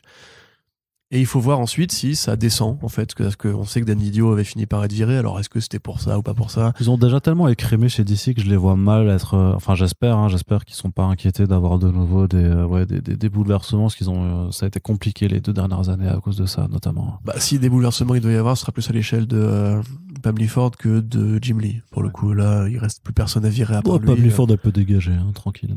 Oui, je suis assez d'accord avec toi. Après, s'ils mettent quelqu'un de pire à la place, tu vois, non, jamais à l'abri du pire. Oui, hein. Là, actuellement, comme on l'a dit, chez DC, on n'est pas trop mal, tu vois. Donc, restons pas trop mal, hein, on est plutôt bien. Mais oui, attention, il y aura forcément des écrémages. C'est pareil, je me demande à quel point est-ce qu'ils vont essayer de fusionner des pôles de télévision? Est-ce que chez HBO Max, forcément, il va y avoir des remplacements? S'ils fusionnent avec Discovery Inc., t'as des gens qui font le même travail qui vont pas garder, tu vois. Donc, toujours pareil, le capital se concentre, les riches deviennent plus riches, les gros deviennent plus gros, et au passage, comme ils ont pas besoin d'être si nombreux que ça et qu'une personne fait le taf de 3 personnes, on va encore mettre des gens au chaume du, comme justement le rachat de la Fox, le rachat de Hulu, qu'on fait des dizaines de milliers de chômeurs, et pour un pouvoir qui va être de plus en plus centralisé à une seule tête pensante, comme Bob Chapek, qui est très contesté, et les gens de Pixar sont pas très contents de son travail, mais ça reste lui le patron, quoi. Donc moi j'admets que je vois ce monde un peu de super corporations qui grossissent avec un peu de dégoût. Parce que voilà, c'est un petit peu le scénario qu'on a vu dans tous les trucs cyberpunk depuis 40 balais. En fait, on y va, comme ça, allez hop, les gars, il y aura plus que cette boîte dans 10 ans. Ça se passe toujours de la même façon, ça se répète, je dis, mais vous comprenez pas, en fait. Moi, je suis quand même content que AT&T ait vraiment foiré son pari. En mode genre, on va racheter Warner, allez hop, 70 milliards, etc. Bah non, vous avez juste pas les moyens, les gars, faut arrêter de vous endetter comme ça. Hein. Parce que ces boîtes-là n'ont pas le cash flow pour faire ça. Elles prennent des dettes, et après, il faut qu'elles les remboursent. Ce qui veut dire que si jamais. Sauf que là, ils ont revendu pour 40 milliards, voilà. Ce qui est la moitié moins de ce qu'ils avaient mis. Exactement, voilà. Et en plus, elles avaient perdu pas mal d'argent pour lancer HBO Max. C'est pour ça qu'ils ont dû le vendre. Hein. Et en définitive, tu te dis, mais attends, ça veut dire que vous vous endettez à mort, mais si vous n'arrivez pas à rembourser, toute la boîte coule. Donc en fait, toute la boîte, tout le groupe peut couler comme ça. On peut genre, faire tomber le château de cartes en une seule boîte, tu vois. Bon. Bah, espérons qu'ils savent ce qu'ils font. Après tout, ils ont fait des études et ils ont des jolies cravates. Donc, c'est ça. Nous, on est que des gueux dans le canapé. Bon, on a fait des études aussi quand même. Hein, mais pas les mêmes. Mais on n'a pas de cravate, effectivement. Très bien, Corentin. On va terminer avec la grosse actu. On va pas non plus y passer à 12 ans, mais il fallait quand même, franchement, c'est quand même assez incroyable. Depuis le temps qu'on parle de ce film, on se disait The Flash, c'est bon, ça va sortir. Là, ça va sortir prochainement. Ça a été décalé, repoussé à 2023. Et là, qu'est-ce qui se passe? En fait, Ezra Miller pète des câbles littéralement, et ça met en péril un petit peu ses futurs en tant que Flash chez Warner, sachant que ce dont on va parler, Variety avait rédigé quelques temps après l'actu que tu avais rédigé, Corentin, pour dire que les gens de Warner disaient non, c'est pas vrai, il n'y a pas de réunion de crise. Mais tout de même, ça pose des questions sur l'avenir de Ezra Miller au sein de Warner Bros. Oui, c'est évidemment qu'il y a eu une réunion de crise, je veux dire. Bon, revenons sur les faits. Ezra Miller, donc, qui avait été filmé il y a quelques années, il y a 2 ans maintenant, donc avant le tournage de The Flash quelque part, ou en parallèle d'ailleurs, en train d'étrangler une meuf en fait. Enfin, pas d'étrangler une meuf, c'est-à-dire qu'il y avait une meuf qu'il reconnaissait, il blaguait, et d'un coup, c'est pas pourquoi, il la prend à la gorge, il la fait tomber, et la meuf a pas l'air de blaguer, hein. Enfin, tu vois, en mode genre c'est pas un sketch ou quoi. D'ailleurs, c'était arrivé dans un bar et les gens qui travaillaient dans le bar avaient pris ça très au sérieux de leur côté, c'était en mode casse-toi maintenant. Après, bon, voilà, on a vu que c'était une personnalité un peu particulière. IL, du coup, a ce côté un peu exubérant, ce côté personnage qui apparaît, qui est un style particulier. Assez excentrique, en fait. C'est excentrique, un humour excentrique aussi. James Gunn qui disait que sur le tournage de Peacemaker, IL interprétait improvisait pendant 20 minutes plein de blagues complètement bizarres et tout, c'était un crève-cœur de les couper au montage et tout. Donc on savait que c'était une personnalité particulière, mais on voyait comment on commençait à voir venir un côté un peu autodestructeur ou un peu borderline, avec des vidéos où ça menaçait le Ku Klux Klan, où c'était vraiment on va venir vous trouver, vous casser la gueule, en disant ça a priori dans une région où il n'y avait pas de membres du clan. Donc personne n'avait rien compris, tout le monde disait mais qu'est-ce qui lui arrive, quoi. Et finalement, en allant à Hawaï, elle se fait arrêter pour avoir interrompu un karaoké, une chanson de Lady Gaga. Donc voilà, déjà pareil, encore dit ok, pourquoi. Et finalement, ils retrouvent le couple qui chantait cette chanson dans leur maison, après avoir payé sa caution pour la première arrestation. Ils débarquent dans leur salon et il dit je vais vous buter, toi et ta salope de femme et tout. Donc qu'est-ce qui arrive à cette personne? Bon, évidemment, ce qui se dit, c'est que il en a déjà parlé, c'est de gros problèmes d'anxiété, problèmes de dépression nerveuse éventuellement, et en fait un studio qui la laisse gambader sans accompagnement, sans soutien, sans gestion en fait de son cas. Et on sait que c'est très important, surtout dans l'actualité d'Hollywood, où on essaie de surveiller un peu plus les acteurs et les actrices par rapport à leur éventuelles frasques. On sait que la scientologie est de moins en moins bien vue, par exemple. On sait que la prise de drogue doit être beaucoup mieux encadrée, parce qu'on a eu des Robert Downey Jr. qui ont essayé de faire bouger un peu le système en disant en fait moi j'étais jeune, on me laissait me droguer et compagnie. Donc Warner Bros a priori a pas fait le travail d'accompagnement qu'il fallait, mais c'est pas forcément que de leur faute. La vérité, c'est que juste Ezra Miller est la personne qui elle est. Et ça devait finir comme ça, en fait. Alors, est-ce que ça va finir comme ça? On sait pas. Ça se trouve, il y a un nouveau palier de borderline qui va arriver ensuite. On a tous vu les signes, tu vois. On a tous vu la vidéo, on a tous vu le truc par rapport au Ku Klux Klan. Personne n'a vraiment réagi. On s'est juste dit, elle est bizarre. Et c'est pas grave, puisqu'il y a un côté excentrique qui permet de tolérer ou d'accepter qu'en fait, il y aura toujours un petit écart par-ci par-là. Sauf que là, 2 arrestations en 24 heures à Hawaï et vraiment des propos pour des trucs un peu quand même très violents. Là, tu peux te dire effectivement que c'est un peu plus grave que ça et qu'il faudrait que le studio intervienne, justement. Mais moi, je comprendrais très bien qu'ils mettent les projets en pause. C'est quand même la boîte qui a embauché Johnny Depp juste avant son procès avec Amber Heard, et qui a dû payer 20 millions pour le libérer parce qu'ils se sont aperçus qu'en fait, il y avait peut-être effectivement des violences conjugales à la clé. Même si, le débat n'est pas tranché, blablabla. La vérité, c'est qu'ils ont un passif avec les acteurs et les actrices, plutôt les acteurs, en vrai, un peu borderline. On sait pareil que Josh Brolin n'avait pas eu le rôle de Batman a priori parce qu'il y avait la mère de Superman qui était Diane Lane, je crois, qui était son ex-femme, et pareil, il y avait violence conjugale, il y avait alcoolisme, etc. chez Brolin. Donc ils essayent de faire un peu gaffe, tu vois, tu peux comprendre. Ils font attention à leur image, tout simplement. Oui, bien sûr. Comme n'importe quelle grande marque. Et du coup, effectivement, moi, ça me paraît surtout confirmer que ce Flash, c'est le nouveau The Crow, quoi. C'est ce film. Mais il doit sortir quand même. Le film est fini, là. Ça fait 10 ans qu'on en parle. Il finit ça fait 9 ans qu'on en parle. T'as eu 5 réals. 10 milliards de scénaristes, c'est devenu une légende à Hollywood et tout. Et pile quand il va sortir, ils le repoussent alors qu'ils en ont besoin pour amorcer le nouveau Batman qui sera dans Batgirl, qui du coup mathématiquement va être repoussé aussi. Ah bah oui. Voilà. Et à ce moment-là, il y a cette polémique, le comportement de l'actrice qui sort. T'as envie de te dire, waouh, ah ouais, quand même là, on est sur un niveau de... Ils ont énervé un dieu vaudou ou je sais pas quoi. Ils ont fait tourner le film sur un cimetière indien. Moi, je pense, tu sais que c'est la maladie. Alan Moore paye. fait payer finalement, tu vois. Il a fait une incantation et elle finit par payer. Peut-être. Et quelque part, le Justice League de Joss Whedon, c'était déjà l'incantation Warner Bros. Ouais. Je vous avais dit de pas faire le film Watchmen, mais il était sympa, là, arrête, calme-toi. Bref, donc voilà.